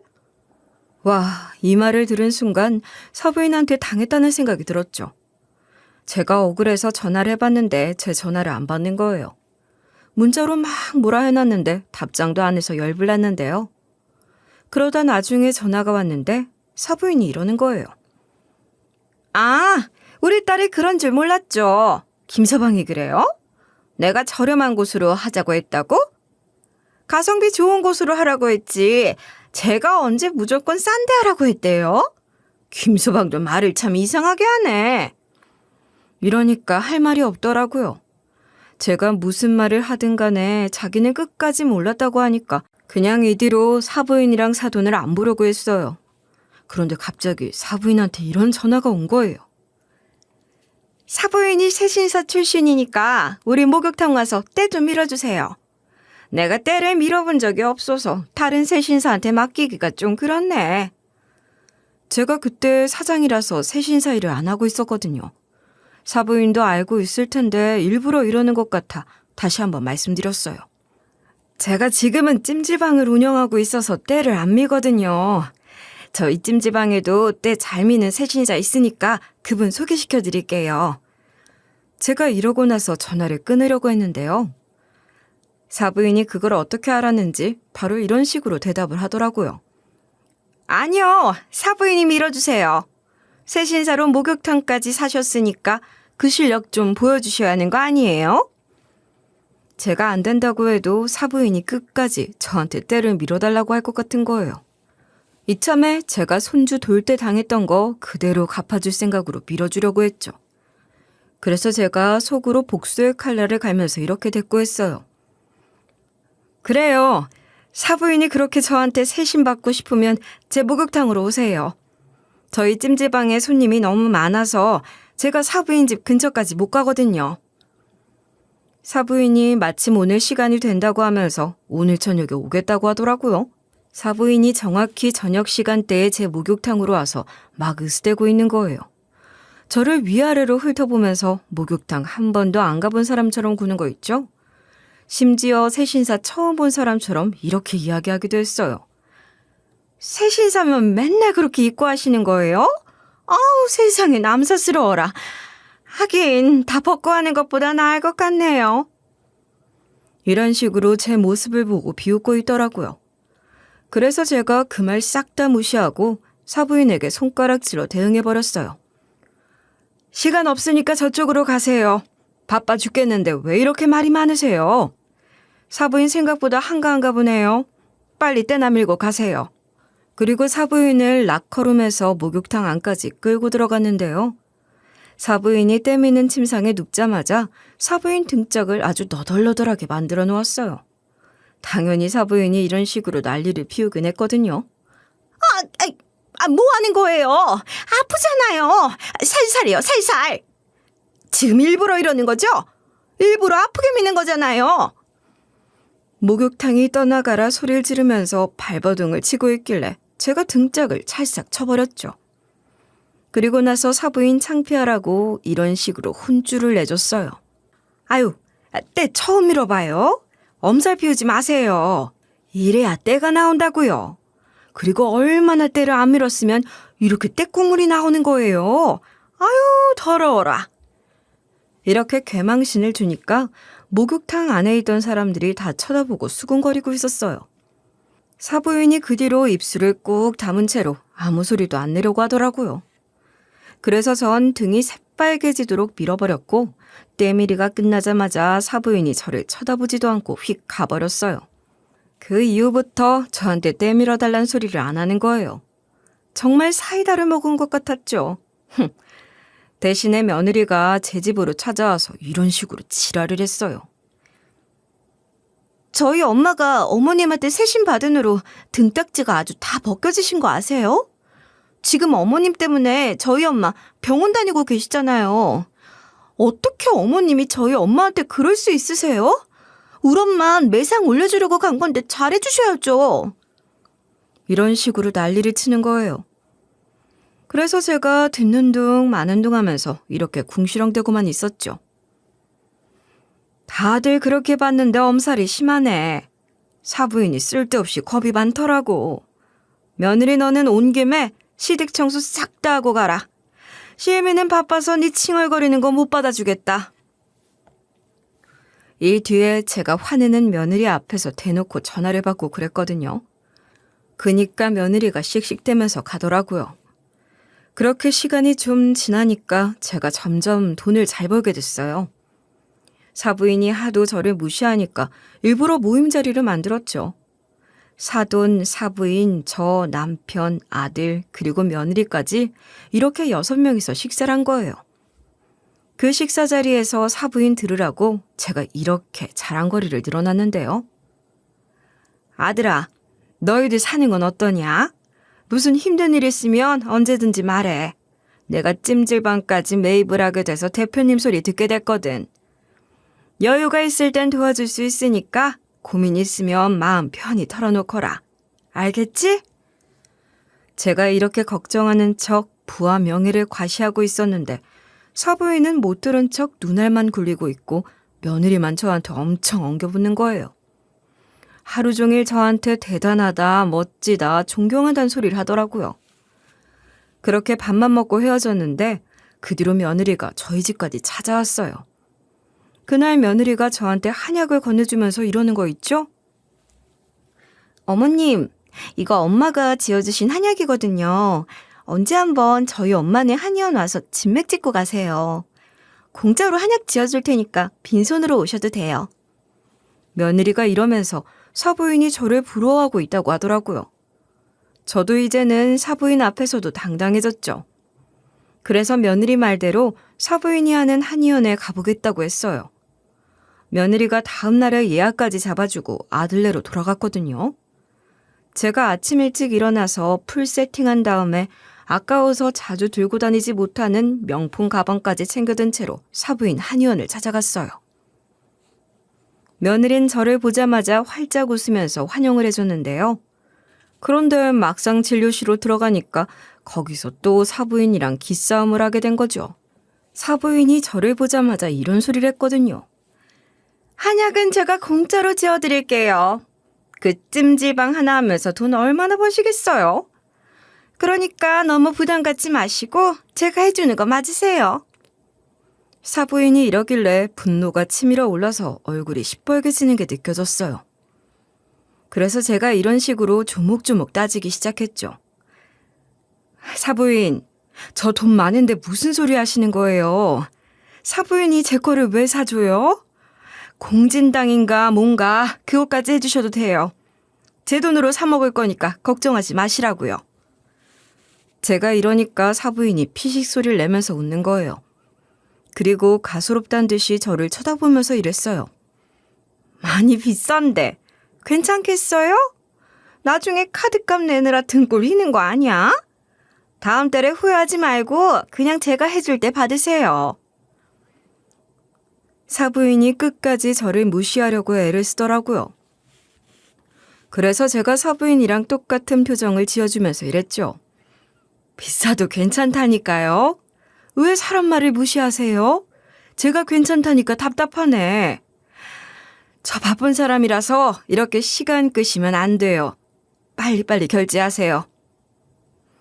제가 사부인의 신경을 건드렸는지 사부인의 미간이 약간 움찔했거든요. 사부인이 울컥한 표정으로 이렇게 또 시비를 걸더라고요. 그런데 이거 남의 때 밀어줘서 번 돈으로 사는 거예요? 내가 사부인 목욕탕 가서 때를 밀어보니까 침상에 때가 한가득 있더라고요. 사부인이 그거 매일 만지면서 번 돈으로 공진당 산다는데 얼마나 안쓰러운지 몰라. 뭐 이런 것이 다 있나 싶은 마음에 어이가 없어져서 순간 멍하니 있었죠. 이내 다시 정신을 차리고 이런 식으로 당당하게 대답했어요.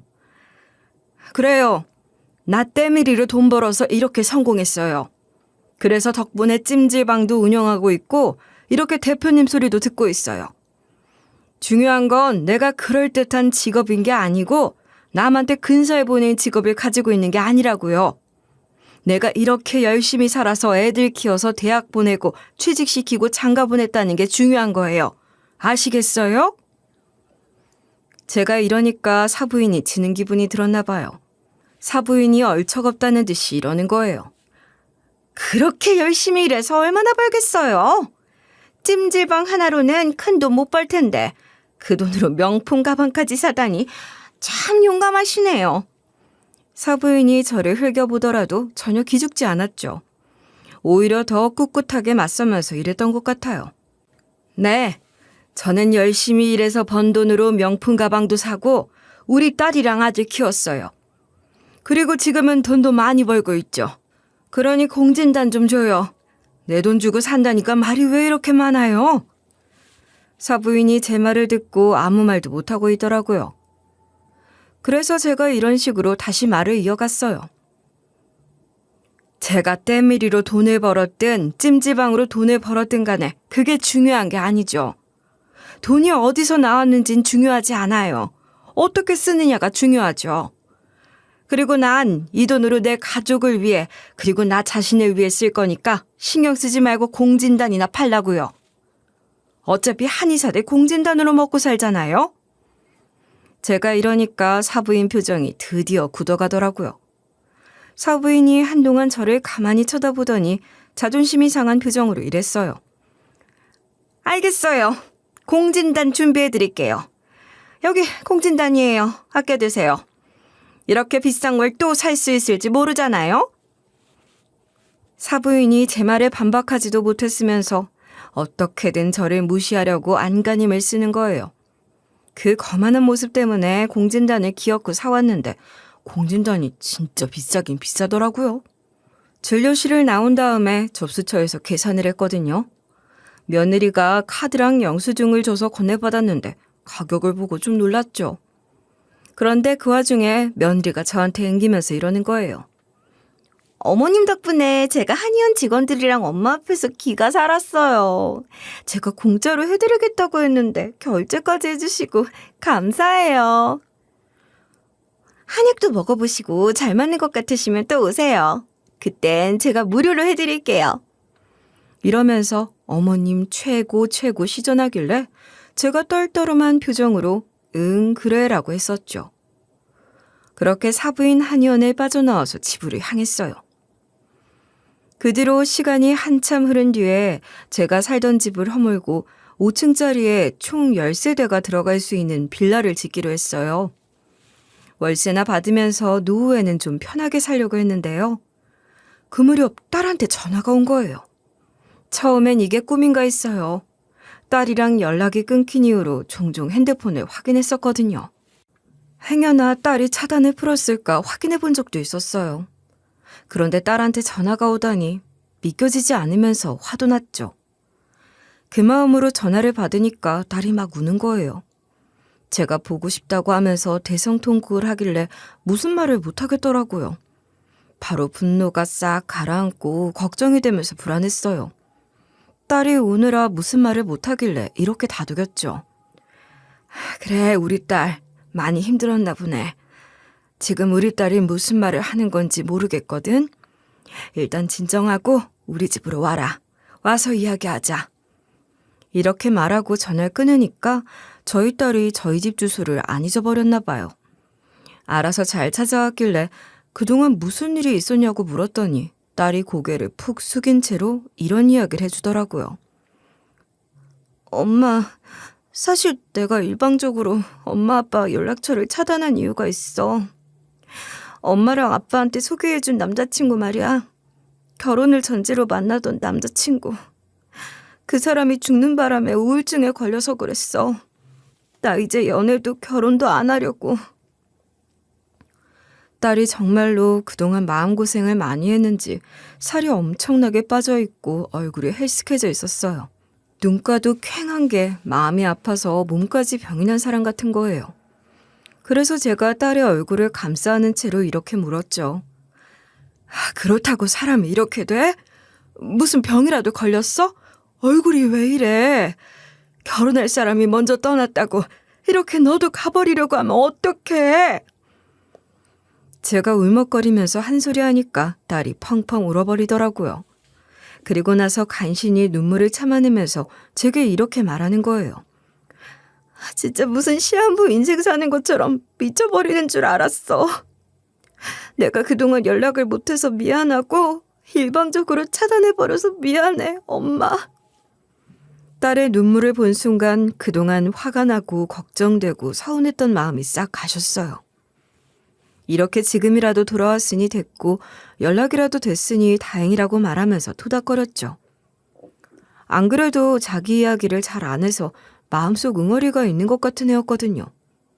그동안 많이 무너져 내렸을 것 같더라고요. 그래서 제가 딸의 손을 꼭 잡은 채로 이런 부탁을 했어요.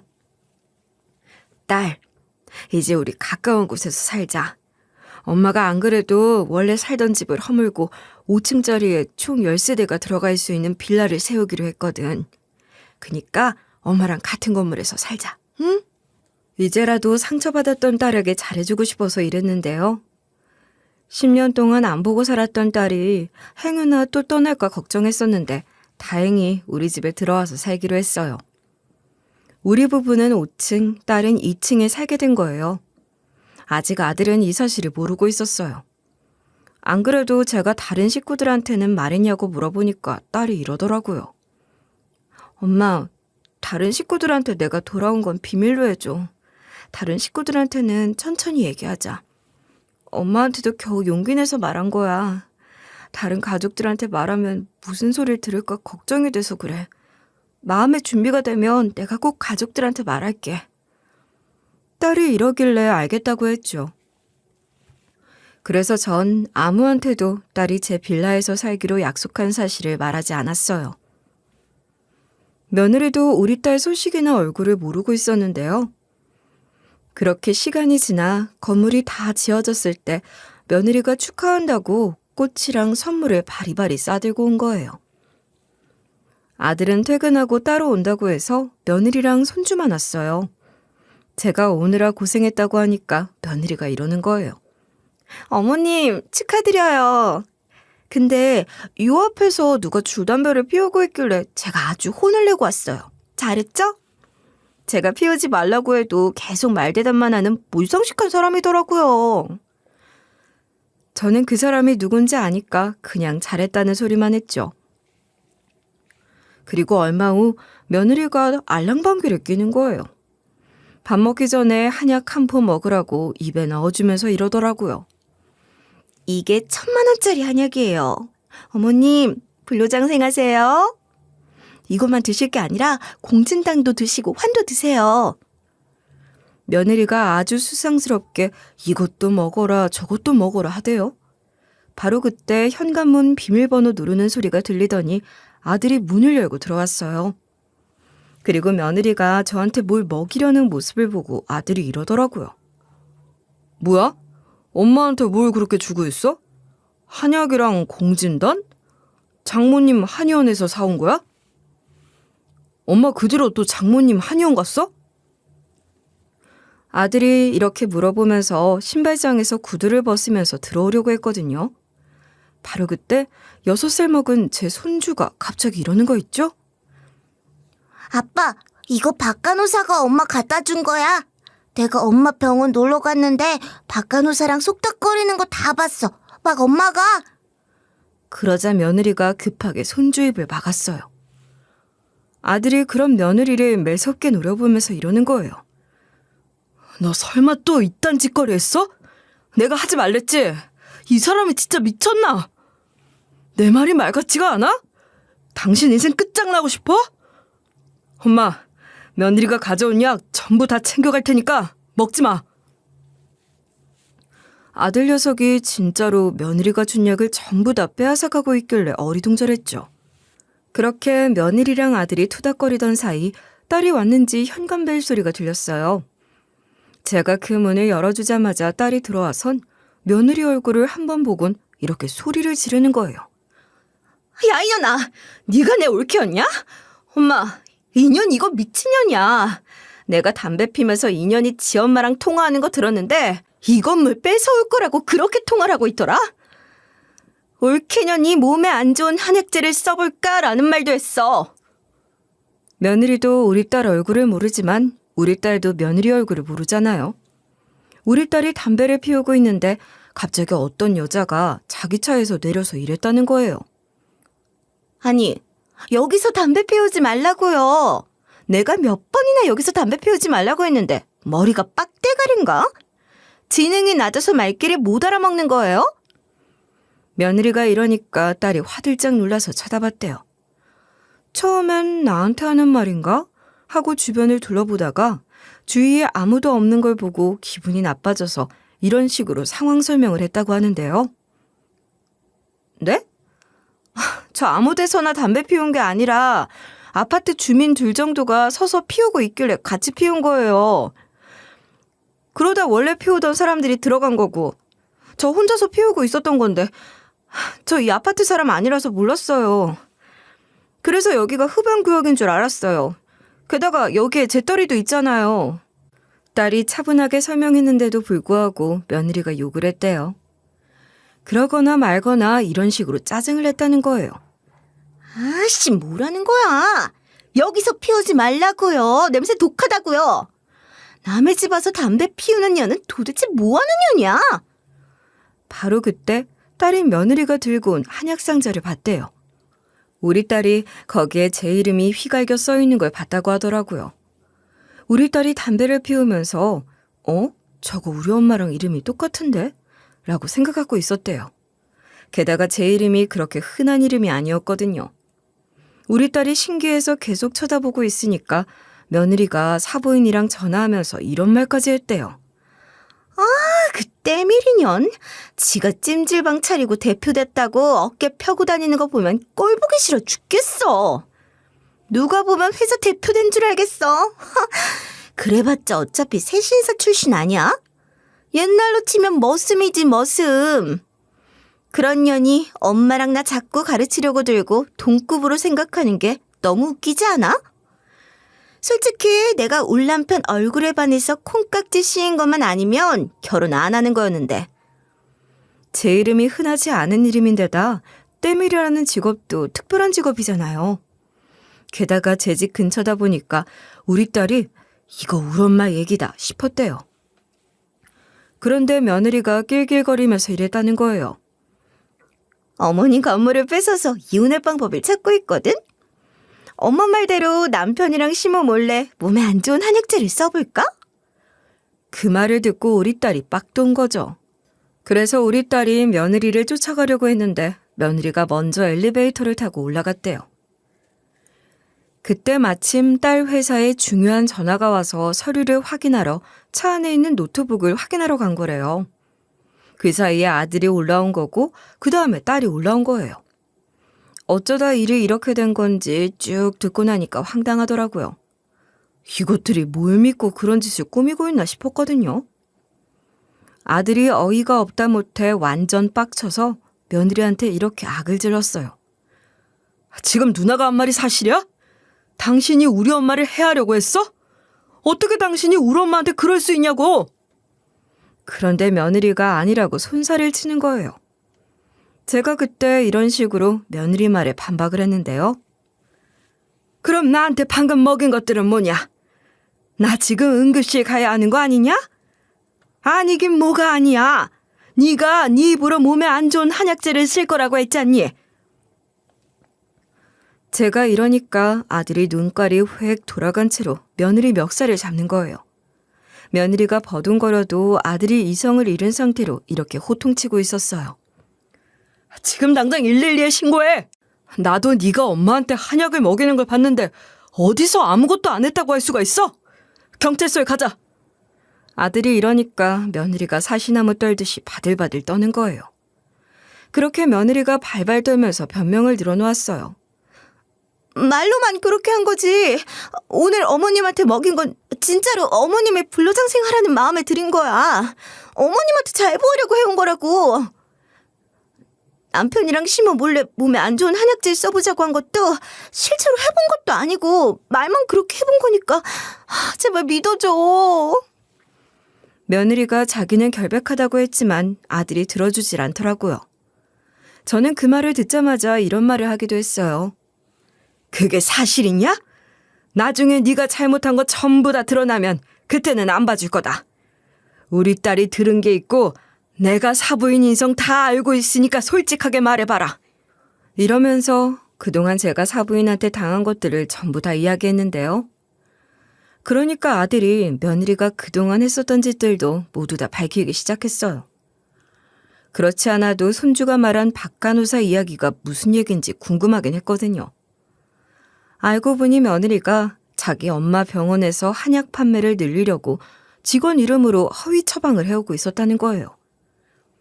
직원 이름으로 싼 값에 약을 사게 유도하고 매출을 올리는 식이었는데 손주가 말했던 박간호사 이름으로 약을 싸게 사서 비싸게 팔고 있었대요. 예를 들면 25,000원짜리를 직원가로는 절반인 12,000원에 살 수 있는데 이런 식으로 환자와 복용자가 다르게 약을 처방하면서 뒷돈을 챙기고 있었던 거예요. 아들이 그렇게 하지 말라고 했다는데 며느리는 안 하겠다고 했으면서 이 짓을 계속 반복하고 있었대요. 한마디로 며느리가 계속해서 아들 몰래 박간호사가 조달해온 약으로 돈을 벌어왔던 거예요. 근데 손주가 박간호사가 약 가지고 왔다는 말을 해버려서 덜미가 잡힌 거죠. 아들도 내 상황을 전부 다 전달 듣고 저도 아들 상황을 전부 다 전달 들었거든요. 우리 식구들한테 무슨 일이 있었는지 얼추 알아차린 아들이 이렇게 반응하더라고요. 당신은 정신을 좀 차려야 돼. 그동안 이런 짓 한 거 계속 눈 감아줬었는데 어떻게 우리 엄마까지 해칠 생각을 해? 어떻게 작당 모의를 할 수 있냐고. 장모님이랑 그런 통화를 했다는 게 말이 돼? 아무리 생각해도 너는 콩밥 먹여야겠다. 아들이 이렇게 말하고선 신고를 한 거죠. 그러니까 며느리가 사색이 된 채로 이런 식으로 사정사정 했었는데요. 아니 여보, 이건 아니지. 내가 말만 그런 거라고 했잖아. 어머님한테 몸에 안 좋은 한약을 먹일 생각이 없었다니까. 왜 내 말을 안 믿어줘? 며느리가 눈물을 글썽이면서 아들한테 매달렸었거든요. 그러니까 아들이 아주 냉정하게 내치면서 이러더라고요. 너 같으면 네가 하는 말을 믿을 것 같아? 내가 미쳤다고 우리 엄마한테 그런 막말을 하는 년한테 아, 그렇구나. 내가 오해를 했네. 이러겠냐고. 지금 당장 우리 엄마한테 사과해. 아들이 이렇게 어무령을 내리니까 며느리가 반사적으로 무릎을 꿇었어요. 그리고 제 바지가랑이를 붙잡은 채로 이렇게 비는 거예요. 어머님, 죄송해요. 아무리 그래도 어머님을 상대로 그런 말을 해서는 안 됐는데. 그치만 진짜로 전 어머님을 사랑하고 아끼고 있어서 그럴 마음이 추호도 없었어요. 어머님, 제 마음 아시죠? 며느리가 이러면서 자기가 얼마나 잘했는지 쭉 읊어주는 거예요. 제가 그래서 며느리를 아주 차갑게 내려다보면서 이랬죠. 그건 내가 잘 나가고 나서 네가 잘한 거겠지. 내가 대표 되기 전에는 그런 적 없잖아. 내가 돈 좀 있어지니까 사바사바한 건 모를 줄 알았어? 제가 이러니까 며느리가 순간 멈칫하더라고요. 곧바로 제 팔에 매달려서 그런 거 아니라고 했지만 소용이 없었죠. 제가 이만 떨어지라고 하니까 며느리가 엉엉 울면서 이런 식으로 난리를 피우기 시작했어요. 어머님, 아니에요. 제가 잘못했어요. 속물처럼 굴어서 죄송해요. 한 번만 봐주세요. 어머님이 갑자기 땡전 한 푼 없어져도 잘할게요. 어머니 똥기저귀도 제가 다 갈아드릴게요. 그러니까 제발요, 네? 며느리가 이러면서 신고 좀 처리해달라고 하더라고요. 제가 그때 며느리한테 나가면서 생각해보겠다고 하고 내쫓아버렸어요. 물론 신고 처리할 생각은 1%도 없었지만요. 그 후로 저희가 신고한 건 어떻게 됐냐고요? 여기 목격자가 아들이랑 딸이랑 저까지 다양하게 있었잖아요. 심지어 저는 사부인 한의원에서 한약을 타먹은 장본인이니까 피해자 신분으로 증언을 했고 수사가 진행됐거든요. 수사 중인 경찰한테 물어보니까 인터넷에 사부인 병원을 검색하면 직원 이름으로 한약을 싸게 살 수 있다는 광고성 글이 발견됐대요. 진료를 받으면서 혹시 약을 싸게 구입할 수 있냐고 물어보면 직원 할인을 안내해줬다는 거예요. 그래놓고 정작 엄청 비싼 가격에 팔아넘긴 거죠. 하지만 병원에서 환자와 복용자가 다르게 약을 처방하는 건 의료법 위반으로 명백한 불법이래요. 사부인 진료 기록을 보니까 한 직원이 유통기한 1년인 한약을 하루에 2,500일치 처방받고 열흘 만에 300일치를 더 타갔대요. 다른 직원은 같은 날 같은 한약을 여러 번 처방받기도 했다는 거예요. 약을 처방받아 타인에게 파는 건 약사법 위반으로 역시 불법이었어요. 사부인이 이런 식으로 한 달간 한약 5천만 원어치를 판매한 직원한테 비싼 밥을 사주거나 상품권을 주는 등 여러 포상을 내렸다는 거예요. 경찰이 그러더라고요. 한약은 대부분 비급여라서 건강보험공단이라든가 건강보험심사평가원이 관여할 여지가 적대요. 그렇기 때문에 어떤 환자가 얼마나 처방받는지도 모니터링이 어렵다고 하더라고요. 사부인이 이러한 사실을 알고 악용을 한 거예요. 하지만 한국법이 아무리 허술하다고 해도 그것도 아닌가 봐요. 민생사법경찰단이 사부인 한의원을 압수수색하고 수사를 진행했어요. 조사 결과 사부인 한의원이 이렇게 벌어들인 돈이 5년간 몇십억 원이 넘는다고 하더라고요. 일부 직원이 연말정산할 때 세금 전액을 환급받아서 소득세를 전혀 내지 않았대요. 이런 상황에서 자기 와이프가 장모랑 제욕을 했다는데 열이 안 받겠어요? 아들이 화가 잔뜩 나서 다 밝힌 다음에 저랑 손잡고 경찰서 가자고 하는 거예요. 아들이 이 진실을 전부 다 밝히면서 며느리가 참교육받게 생긴 거죠. 그리고 저는 이걸로 복수를 시작했어요. 왜냐? 저도 사부인 한의원에서 하는 술수에 넘어간 피해자니까 고소를 했거든요. 혹시 몰라 공진단 가격을 알아보니까 사부인이 터무니없는 가격을 받고 있었어요. 그래서 한의원에 가서 직원들을 이런 식으로 설득했죠. 저 기억하시죠? 여기서 공진단 사갔는데 여기 상담실장이 제 며느리고 원장이 제 사부인인 건 다들 아실 거예요. 지금 이 병원이 수사 중인 건 아시죠? 그거 저희 쪽에서 신고한 거예요. 여러분들 거의 다 도관에 든 쥐나 다름없는데 살고 싶지 않으세요? 문자든 전화든 몰래 녹음한 거든 뭐든 간에 넘겨주면 제가 그 사람은 고소 안 할게요. 이러니까 아주 기다렸다는 듯이 자기네들이 모아온 증거들을 넘겨주는 거예요. 심지어 직원 중 한 명은 저한테 이런 말까지 하는 거 있죠. 안 그래도 원장님이 저희들한테 한약 좀 많이 팔라고 하면서 닥달을 했거든요. 그걸로 갑질하고 많이 판 직원들이랑 차별하니까 직원들이 불만이 많은 상황이었어요. 그런데 때마침 수사가 진행되면서 저희들한테까지 피해가 오니까 억울하더라고요. 이대로 손해만 봐야 되는 걸까 싶었는데 이렇게 귀인이 오셨네요. 저희가 최대한 도와드릴 테니까 뭐든 말씀하세요. 직원들이 이렇게 이야기하면서 전화도 녹음해놨다, 문자도 남겨놨다, 녹음도 몰래 해놨다고 하면서 전부 다 건네줬어요. 그걸 증거로 제출해서 사부인을 고소했죠. 고소 결과 사부인이 의료법 위반과 약사법 위반으로 처벌을 받게 됐어요. 우선 의료법 위반은 5년 이하의 징역이나 2천만 원 이하의 벌금형이고 약사법 위반은 5년 이하의 징역 또는 5천만 원 이하의 벌금형이라고 하더라고요. 제가 구해온 증거들에 사부인이 오랫동안 아주 악의적으로 환자들을 속이고 세금을 안 낸 정황이 있었거든요. 변호사가 그러는데 제가 제출한 증거들 덕분에 사부인이 징역을 살게 될 거래요. 결국 사부인이 수감을 하게 됐다고 하고 며느리도 공범으로 깜빵에 들어가게 됐대요. 사부인보다는 형사리가 적었지만 그래도 참교육을 해줬다는 생각에 제 속이 다 시원해졌죠. 며느리야 엄마, 그러니까 저한테는 사부인이 며느리를 데리고 온 거예요. 제가 무슨 일로 찾아온 거냐고 하니까 사부인이 이렇게 언하더라고요. 깜빵에 들어가기 전에 사부인을 찾아왔어요. 제 딸 한 번만 살려주세요. 제가 돈 욕심에 딸한테 직원 할인가로 해주는 척 허위 처방을 해준 다음에 비싸게 받으라고 강요한 거예요. 제 딸은 아무 잘못 없으니까 제발 선처해 주세요.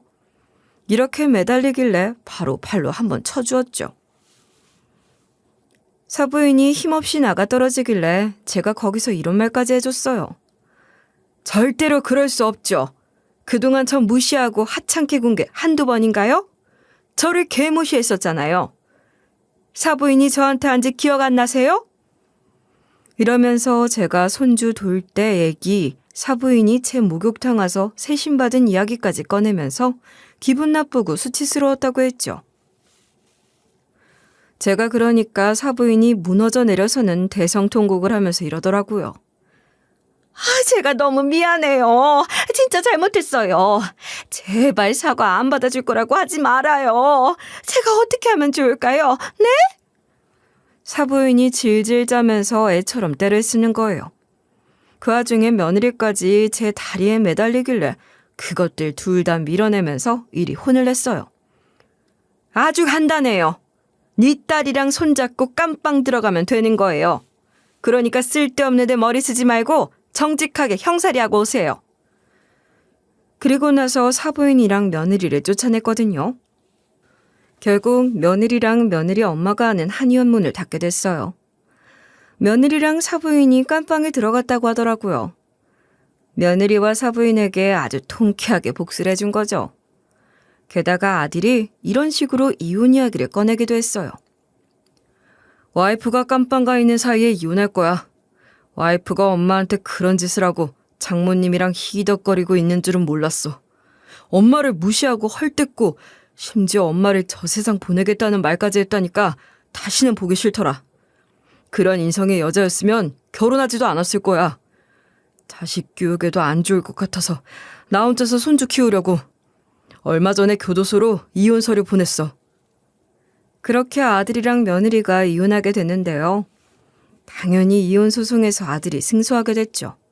재산 분할한 다음에 위자료랑 양육비까지 뜯어냈는데요. 양육권 같은 경우는 이전 며느리가 깜빵에 가 있으니 당연히 우리 아들이 가져올 수 있었어요. 저는 그 이후로 아들이랑 손주랑 울딸이랑 다 같이 살게 됐죠. 남편이랑 제가 손주 돌봐주면서 예전처럼 오순도순 살고 있어요. 다행히 손주가 엄마랑 갑자기 떨어졌는데도 잘 지내더라고요. 손주 녀석이 가끔씩 며느리 찾길래 고민을 하다가 이런 식으로 둘러대봤는데요. 엄마가 죄를 지어서 감옥에 가 있어. 시간이 엄청 지난 후에 나올 수 있으니까 일단 아빠랑 할머니랑 그리고 할아버지랑 지내자. 제가 이러니까 손주도 들었다는 거예요. 며느리가 손주가 아직 어리다고 나중에 기억도 못할 거라고 생각했는지 아주 자신만만하게 대놓고 통화를 했나 봐요. 손주 입에서 이런 말이 나오는 거 있죠? 엄마가 통화하는 걸 들었는데 외할머니랑 엄마가 친할머니를 아프게 하는 한약을 지어줄 거라고 이야기하면서 웃고 있었어. 설마 그것 때문에 감옥 간 거야? 그럼 엄마 못 나오겠네? 손주가 이러면서 며느리가 안 그래도 무서워졌다고 하더라고요. 손주가 엄마하고 얼른 정을 뗄 수 있었던 이유가 또 있었어요. 심지어 며느리가 손주 앞에서 이런 말까지 강조하면서 죄 뒷담을 그렇게 했대요. 엄마가 나한테도 친할머니 싫어하라고 말하고 미워하라고 했어. 친할머니를 때밀이년 새신사년이라고 하면서 천박하다고 했는데. 제 앞에서는 그렇게 가식을 떨었으면서 뒤에서 그런 식으로 제 험담을 했나 봐요. 그렇게 스트레스를 풀고 제 앞에서 또 가면을 썼다고 생각하니 소름이 돋았어요. 그 말을 전해 들은 저도 기분이 이런데 그 모습을 직접 본 손주는 어땠겠어요? 제가 그런 손주를 너무 안쓰럽게 쳐다보니까 손주가 이러더라고요. 엄마가 그럴 줄 알았어. 그래서 나는 엄마 안 보고 싶어. 솔직히 엄마가 안 오는 게 더 좋은 것 같아. 아빠랑 친할머니랑 친할아버지랑 지낼 거야. 손주가 해맑게 말하길래 일부러 밝은 척을 하는 건가 걱정했는데 그 뒤로 의젓하게 지내고 있어서 다행이에요. 그렇게 울 손주가 엄마 없이 잘 자라고 있는데요. 그래서 그런지 요즘은 왠지 모르게 과거로 돌아간 기분이에요. 이유 없이 기분이 들뜨고 삶에 활기가 생겨서 이렇게 사연글을 보내게 됐네요. 이번 기회에 느끼게 된 건데 남을 헐뜯고 무시하는 사람들은 나중에 크게 사고를 치는 것 같아요. 여러분을 괴롭히고 있는 시댁 식구들도 언젠가 큰 죄를 지어서 벌을 받게 되실 테니까 걱정하지 마세요. 여러분도 저처럼 행복한 가정을 꾸리게 돼서 이렇게 사연글을 보내게 되실 거예요.